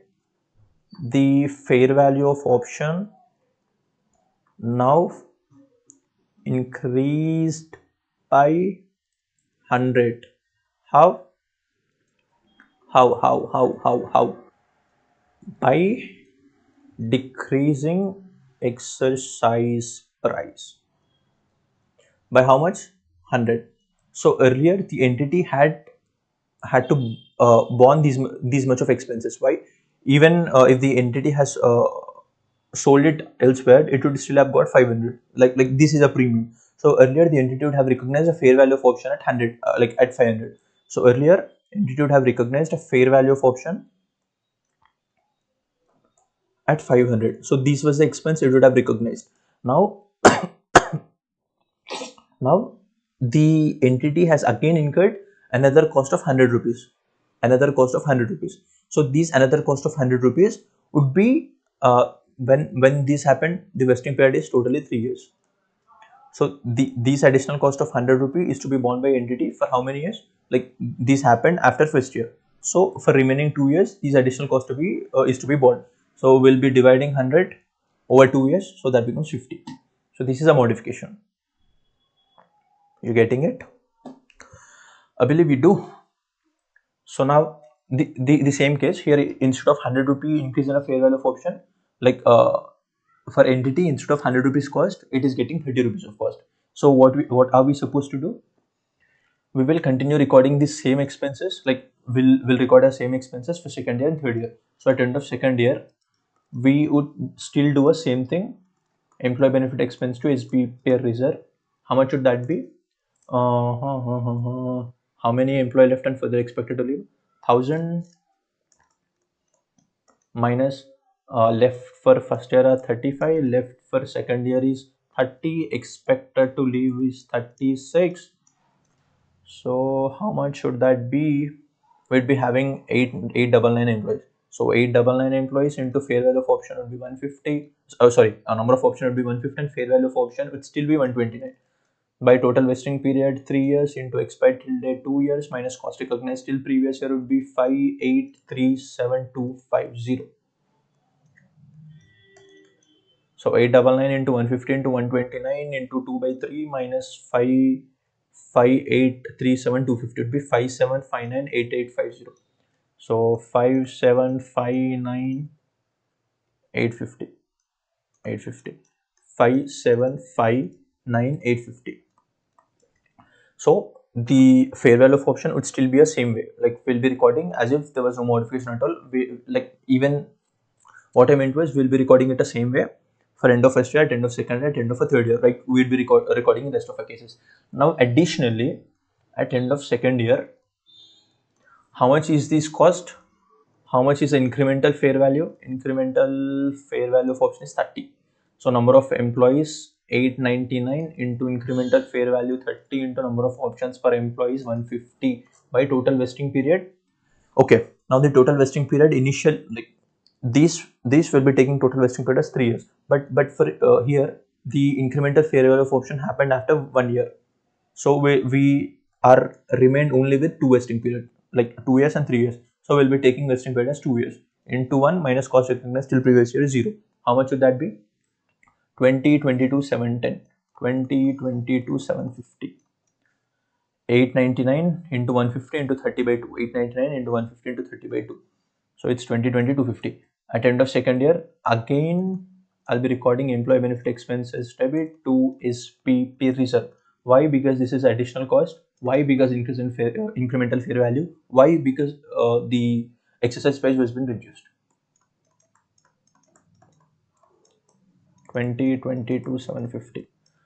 So we'll record this at end of second year and we'll record the same at end of third year. The same I meant, the number of employees at end of third year are 30, 39. So total 1000 at end of third year. At end of third year,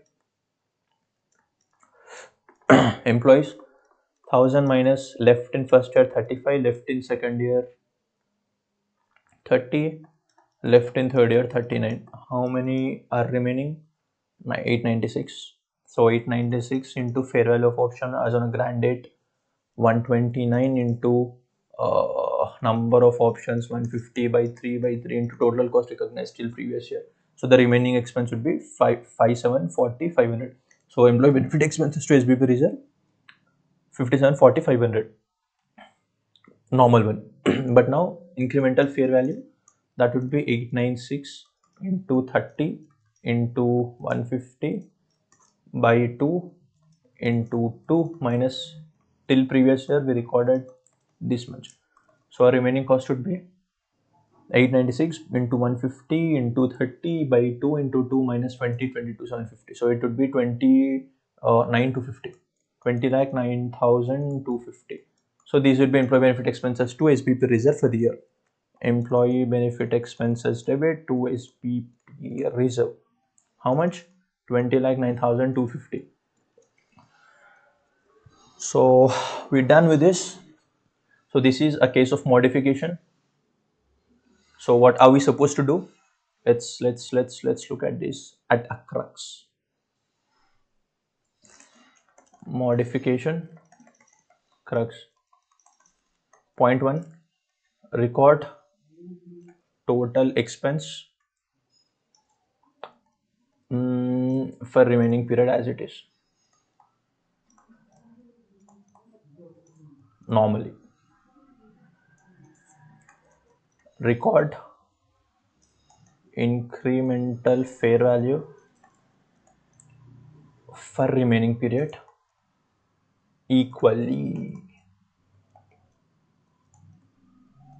Remaining period for remaining period in the sense, take as remaining period only for the modification thing.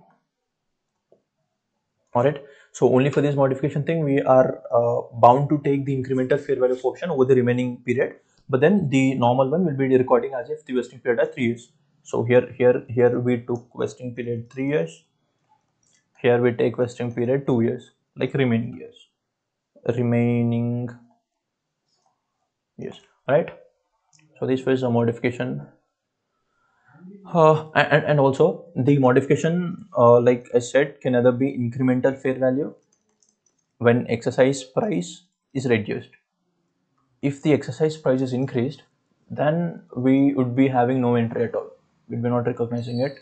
That will be not recognizing it, and there is not even a single question on this. So in your exams, there could either be there will be only this question: incremental fair value of option. That means a decrease in exercise price. Okay, only this should be asked.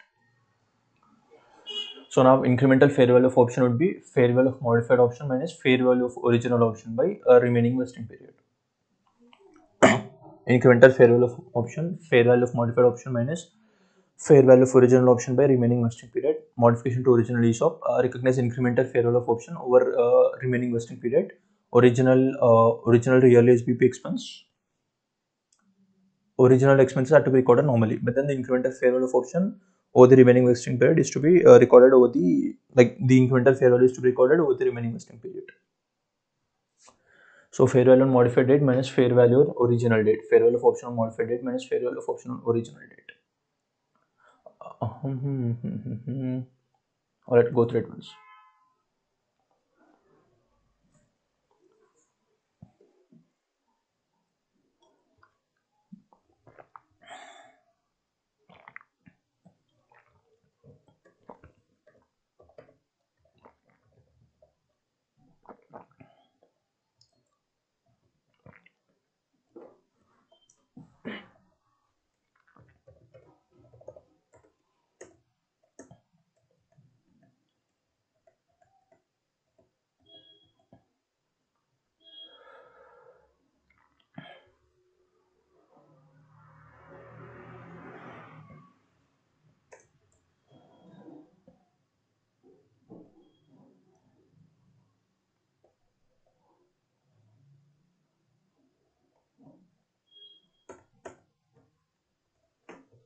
Okay.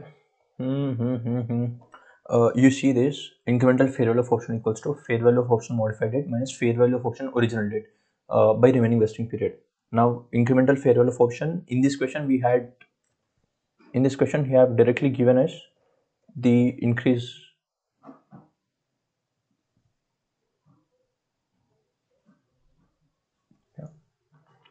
So here he has directly given us the increase in the incremental fair value of option of 30. But if that was not been given in a question, we would have found that much of amount, like how much the expenses is to be recognized over the remaining period. We would have found that by taking fair value of modified option minus fair value of original option. Fair value of modified option minus fair value of original option. So in RTP or MTP, there was a question wherein which the incremental amount was not being given. So we should find that by taking this formula: fair value of modified option minus fair value of original option. Okay. So now in modification there is another note. This modification is with respect to ESOP, and this modification also we will record only if there is an decrease in exercise price. That means incremental fair value of option is that. If it is otherwise, we'll not we'll just ignore it. We'll not do anything. So that was with this incremental thing was with respect to the equity settled share based payment ESOP. Now, what if that was a cash settled share based payment? Now, the SAR, the cash settled share based payment, the modification here can only happen by way of adjusting to a vesting period. So the vesting period, increase in vesting period can happen or decrease in vesting period can happen. So see here, if a cash settled SPP, total vesting period is 4 years. So let's say a total period of, initially we have a total vesting period as 4 years, and now if it is modified in second year to reduce a vesting period in 3 years. So initially we had a 4 years vesting period. In second year, the options were modified to reduce a vesting period from 4 years to 3 years. So for first year, I'll be taking vesting period as 4 years. For second year, I'll be taking vesting period as how many, 3 years or 4 years? I'll be taking 3 years. So first year, I'll be taking 1/4. Second year, I'll be taking 2/3, not 2/4. All right. So second year, I'll be taking 2/3, not 2/4. And third year, anyways, 3/3, not 3/4. Okay. This was a small point with respect to SR. So we're done with cancellation, we're done with modification. Cancellation, modification were the biggest things, like one of the biggest things we have done with them. So rest of the things will be easy. Also, please go through it once. Once again, I'm telling you, if the modification, once again, I'm telling you, in case of SR, cash settled share based payment, vesting period initially is 4 years, year 1, year 2, year 3, year 4. We take 1/4 into cost. Now, if in second year the vesting period is reduced to 3 years, then we'll take 2/3, here 3/3, here nil. All right. Now, what if the vesting period is increased from 4 to 6? This will not consider this. We'll just will take vesting period as 4 years. There is not even a single question on this, but even if things like this is given, we'll just ignore it. All right. So in like there is no chance of this been happening, because when the vesting period increases from 4 to 6, that causes a bad reputation to a company. Firstly, why? Because it is not standing on its own terms, and it creates an impact that the company is not caring for its employees, because it's again increasing a vesting period from the initially decided vesting period. Also, now when it is increased from 4 to 6, high chances that all the employees, like the eligible employees, would be not there in a company, like that be switching, making the switch, because that was a motivating factor for them to stay in a company for 4 years. Now again, they are increasing it to 6 years, so they'll be not happy with the company decision, and most companies do not do this. Why did I tell you this? Because you might be having a doubt, what if the vesting period is increased? This cannot happen at all. All right, this will be not happening at all. So that's it. Okay, now look at group SPP. So we have group SPP. So let's say usually what we record is employee benefit expenses debit to SPP reserve, right? To SPP reserve amount. So we record this entry when the entity issues its own shares. So when the entity issues its own shares, only then we record employee benefit expenses debit to SPP reserve. But what if the entity issues shares of either its holding company or the shares of either its subsidiary company? Then in that case, we're gonna break this. So these would be recorded in books of one entity. These would be recorded in books of another entity. Now, how it happens? Let's see. Let's take a case. Let's say case 1. Let's say entity A is a parent company, or else let's say entity is a subsidiary company. Entity B is a parent company. All right. So entity A is issuing shares. I mean, entity A will issue subsidiary shares. Will issue shares of B. So entity A, again, it is a subsidiary company. Entity B is a parent company. So entity A will be issuing the shares of its parent company, entity B. So in the books of A, in the books of B, in the books of A, the employee benefit expenses would always be recorded in the books of entity A, because it is the entity who is supposed to issue ESOP, but then it is issuing the shares of its entity B, right? So the entity against whom the ESOPs are supposed to be issued is entity A. So the entity A is supposed to issue is supposed to recognize employee benefit expenses. Let's say today the cost is somewhere around 10 lakh. So in entity A books, we record employee benefit expenses debit. In entity B books, we record SPP reserve. In entity A, we record employee benefit expenses. In entity B, we record SBP reserve. Now, entity A is a subsidiary company. Entity B is a parent company. So here in debit, we take investment in subsidiary, debit 10 lakh, to equity contribution or capital contribution from parent. That would be 10 lakh. So this is a case one. Now let's see. The entity whose shares are issued should record SBP reserve. The entity whose shares are issued are supposed to record SBP reserve, and corresponding debit, and corresponding debit investment if entity, if shares are issued by parent. If shares are issued by parent, then debit investments. Okay, so this is case one. Now let's see case two. Everything same, but here A is a parent and B is a subsidiary. So entity A, the parent company, is issuing us shares of its subsidiary company. So in the books of A, in the books of B. Now employee benefit, who made a promise? Entity A made a promise. So employee benefit expenses of 10 lakh should be recorded in the books of A. 2 SBP reserve will be recorded in the books of B. Now what credit, what debit will be made? Entity B is a subsidiary company. So entity B is issuing a shares to entity A, matlab to the to employees of entity A on behalf of entity A. So now why will be it issuing? Because it will be taking that as dividend expense. So that will be taking as dividend expense. Now by this I mean the dividend expenses of 10 lakh what is made by way of issuing a shares to employees of entity A. All right.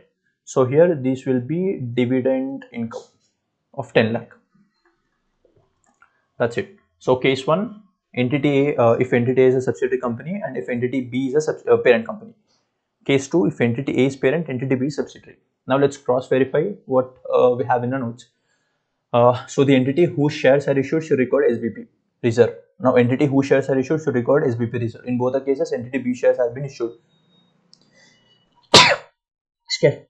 So since entity B shares have been issued, it would record SBP reserve, and then corresponding debit investment or debit. And then the corresponding debit will be investment or dividend expense. So when will that become investment? If shares are issued by parent. Now entity B here is parent, so that would be investment in debit. Now if the shares are issued by subsidiary, here entity B is subsidiary. So if the shares are issued by subsidiary, then that becomes dividend expense. That becomes dividend expense. All right. So now in the books of A, and the entity on whose behalf such shares are issued, entity which promised equity settled SBP should record employee benefit expenses.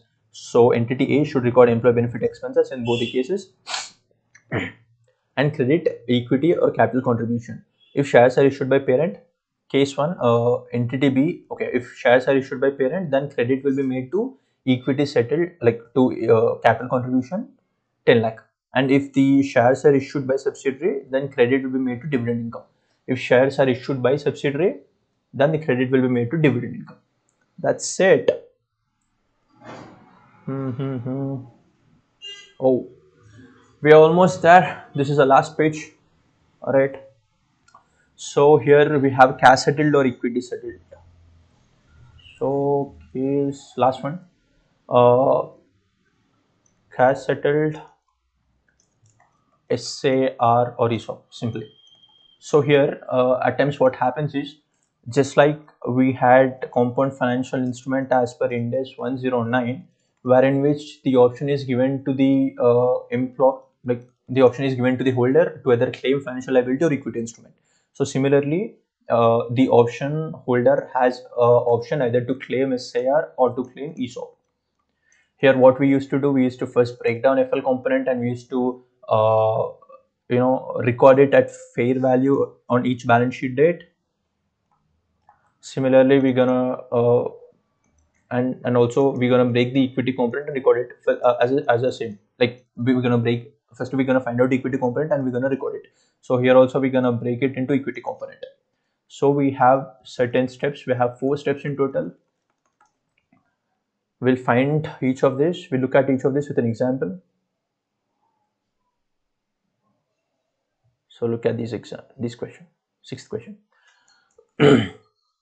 At 1st of January 2010, Ambani Limited grants its CEO an option to take either cash amount equivalent to 800 shares or 990 shares. The minimum service requirement is 2 years. There is a condition to keep a shares for 3 years. The minimum service requirement is 2 years. So firstly, vesting period is 2 years. ESOP, SAR. How many ESOPs are there in total? We have 990 ESOPs, and SAR we have 800 shares. How did we find out ESOPs? Because it says to take either cash amount equivalent to 800 shares. That means SAR. So we have 800 shares. Now share alternative fair value is 212. Share alternative fair value is 212, and then the grant date fair value is 213. So now let's look at a step. Step 1 would be to find ESOP component. Step 1 would be to find the ESOP component. Now how we're gonna do this? We're gonna take share alternative fair value into ESOP.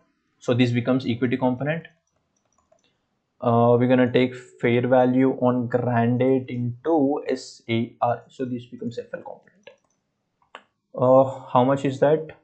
Share alternative fair value into ESOP. Share alternative fair value 212 into ESOP 990. How much is this? 990 into 212. 990 into 212, 209, 880.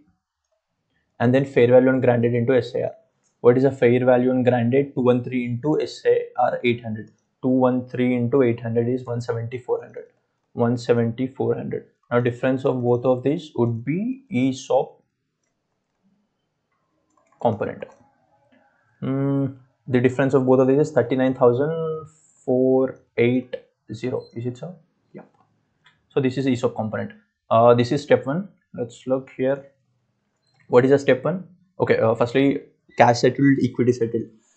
This or this. So option is given to the to employee either to claim ESOP or SAR. So we need to first break it down into equity component and FL. FL is basically SAR component, similar to compound financial instrument IND AS-109. So step 1 would be firstly break it down. Firstly, to find out ESOP component, take share alternative fair value into shares. So this becomes equity settled. Then from it reduce grant date fair value into shares. So this becomes cash settled share, cash settled like SAR. Again, share alternative fair value into shares. How did we find out what are what? Because in question it was clearly given. In question it was clearly given either to take cash amount equal to 800 shares. Now this means SAR. So the other means obviously this becomes ESOP, equity component. So share alternative fair value into equity share component. From here we'll take fair value into 800 shares. 213 into 800 shares. Alright. So this is a step 1. Now step 2. Step 2 is to recognize ESOP component JE.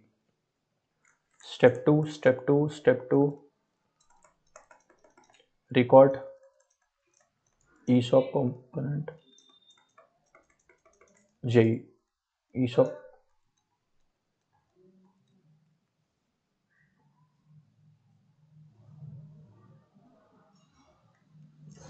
ESOP component JE. How will we do this? ESOP component JE. We're gonna take employee benefit expenses debit to SPP reserve.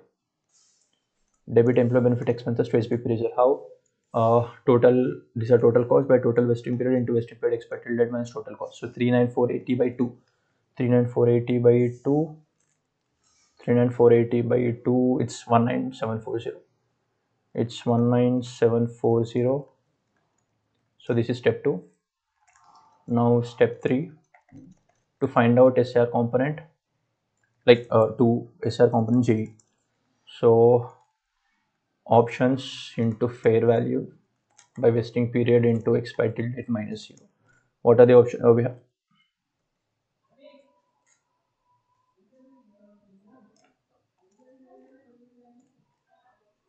800 shares into 220. 800 shares into 220 by vesting period 2 into 1 minus 0. How much is that? We have 88,000. We have 88,000. So employee benefit expense debit to SPP liability. We have 88,000. 88,000. Or else we can also make a compound entry, employee benefit expenses debit to SPP reserve to SPP liability. Reserve 19740, liability 88000. So how much is the total of this? 107,740. So this is step 3. Now step 4, settlement, actual settlement. So actual settlement can either happen in cash or can happen by way of issue of shares. So if this could be SAR, this could be SAR, this could be ESOP. So now how it happened? Cash option. So now okay. Sorry, I meant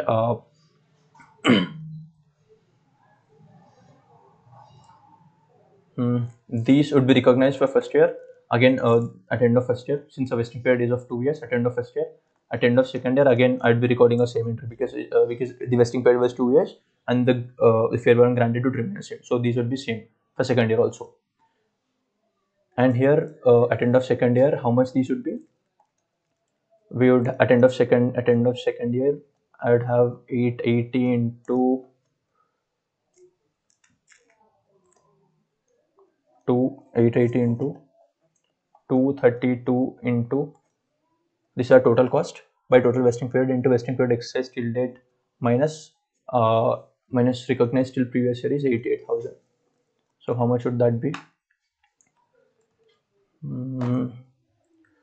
Calculator, where are you?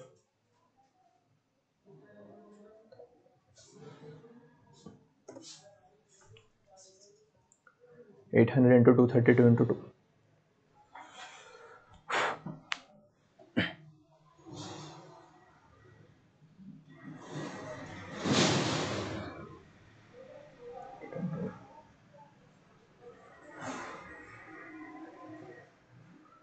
800 into 232 into, okay, 800 into 232. How much? 185,600 minus 88,123. 97,600. Okay. We have 97,600.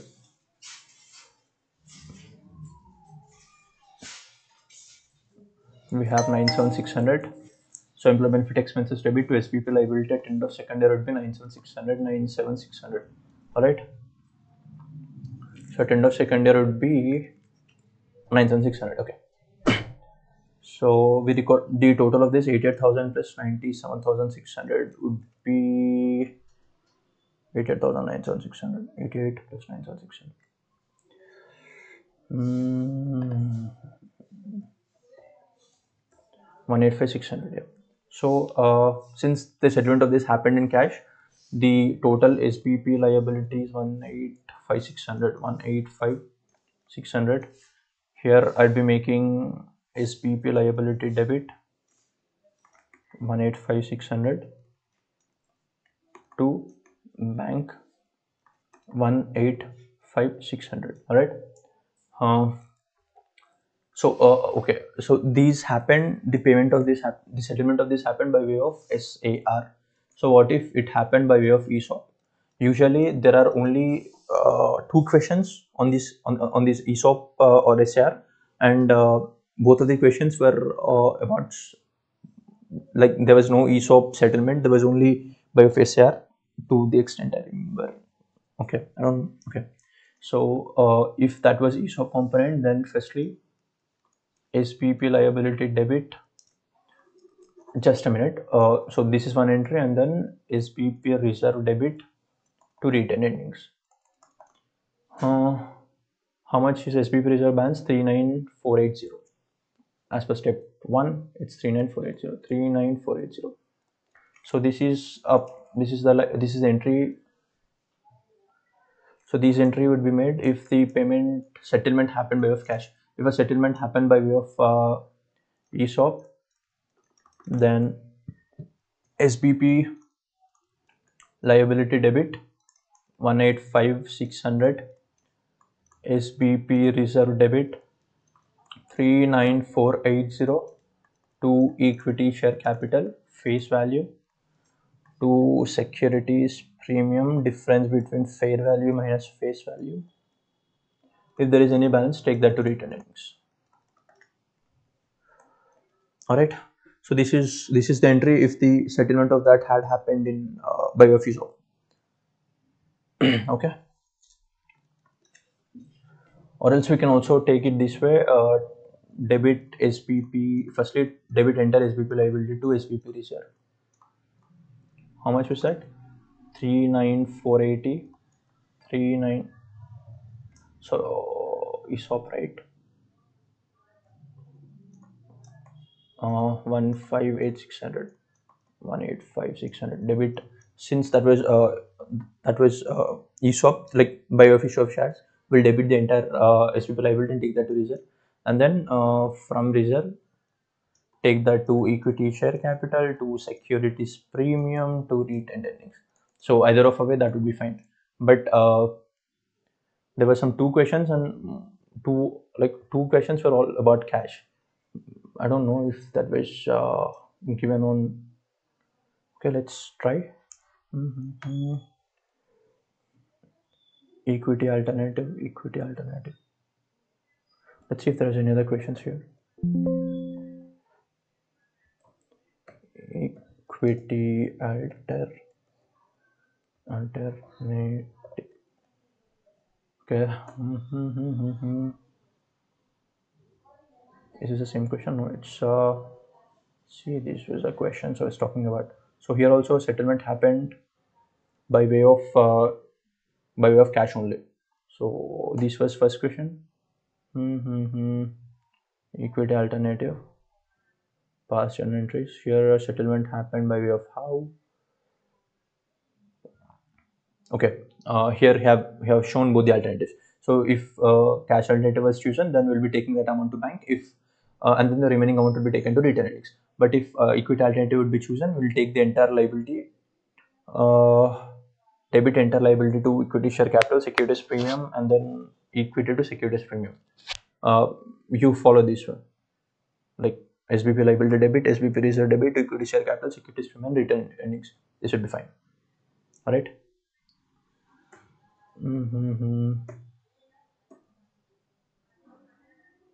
So these two questions I was talking about. So that was an example. These two illustrations I was talking about. Both of the illustrations only settlement by of cash has been given. Okay.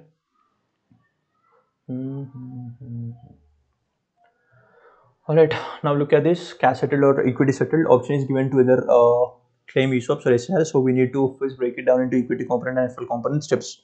Step 1 would be share alternative fair value into shares. This would be equity settled minus granted fair value into shares. This would be cash settled. So difference of both of these would be ESOP component. Step 1. Step 2. Step 2 is to recognize ESOP component. Journal entry. So ESOP component by total vesting period into vesting period excess till date minus all the expenses recognized till previous year. So SBP employee benefit expenses debit to SBP reserve. Now step 3, SAR component J, employee benefit expenses to SBP liability. Fair value as on a balance sheet date into SAR shares by total vesting period into vesting period expected date minus expenses recognized till last year. And then step 4, ultimately, if a settlement happened by way of cash, then SPP reserve to retain earnings, liability to bank. If payment happened by way of shares, then debit SPP liability, debit SPP reserve to equity share capital face value, security premium face value minus fair value, retain earnings should be balancing figure. All right. Please go through it once.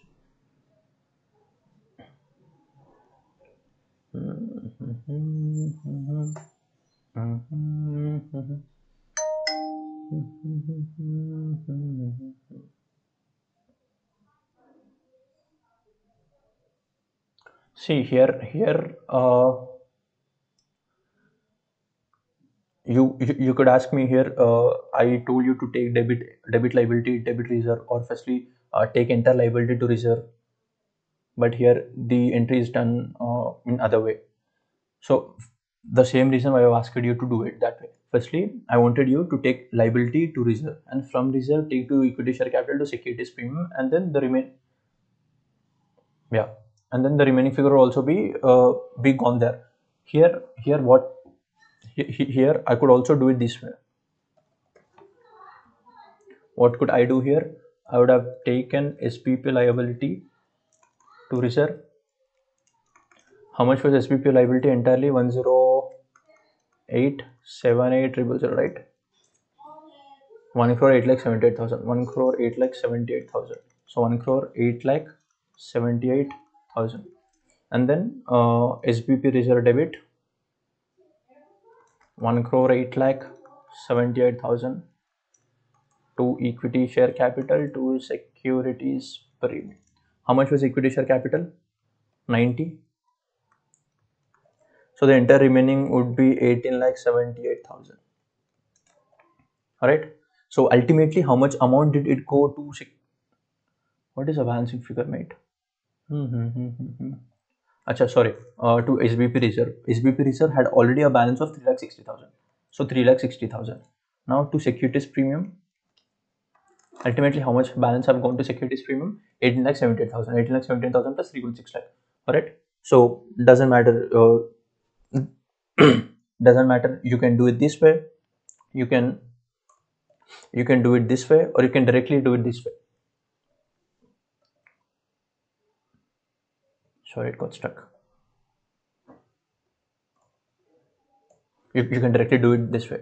Firstly, you could have taken entire liability of 1 crore 8 lakh 70,000 here, SBP reserve 3.6 lakh here, to securities premium 90 lakh, sorry, to face value 90 lakh, and then to securities premium, the difference. Since the differences, like the face value and all the stuff is not being given, the entire amount has been taken to a return earnings. All right. If the face value was and fair value was being given, we would have taken it this way. Anyways, all right.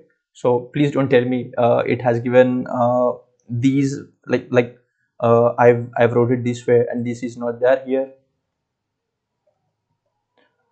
Also, this is not there here, but ultimately the amount that is being going to securities premium and the ultimate effect of that would still be the same. So even if you write this entry, the entry would still be the same. I mean, the in this letter would be like, okay, he would be having a key, but that doesn't mean all the journal entries would be specifically made through that way. This one is right, this one is right, this one is also right, this one is also right. All right. So please don't worry about it. Okay. So I think we are done with all these things. Yeah.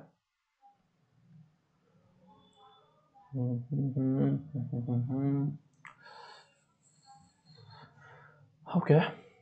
Cool. I believe we did everything. So now, once you're done with this revision lecture, please read this once. Please go through this note twice, thrice, so that you'd be having enough of understanding over this. And also the question specific notes, we solved it here itself. And also wherever required, I just took all the examples. It's not that wherever required, but I just made a point of taking examples for everything, for mostly everything, before I just even explain you. I just did that with an example.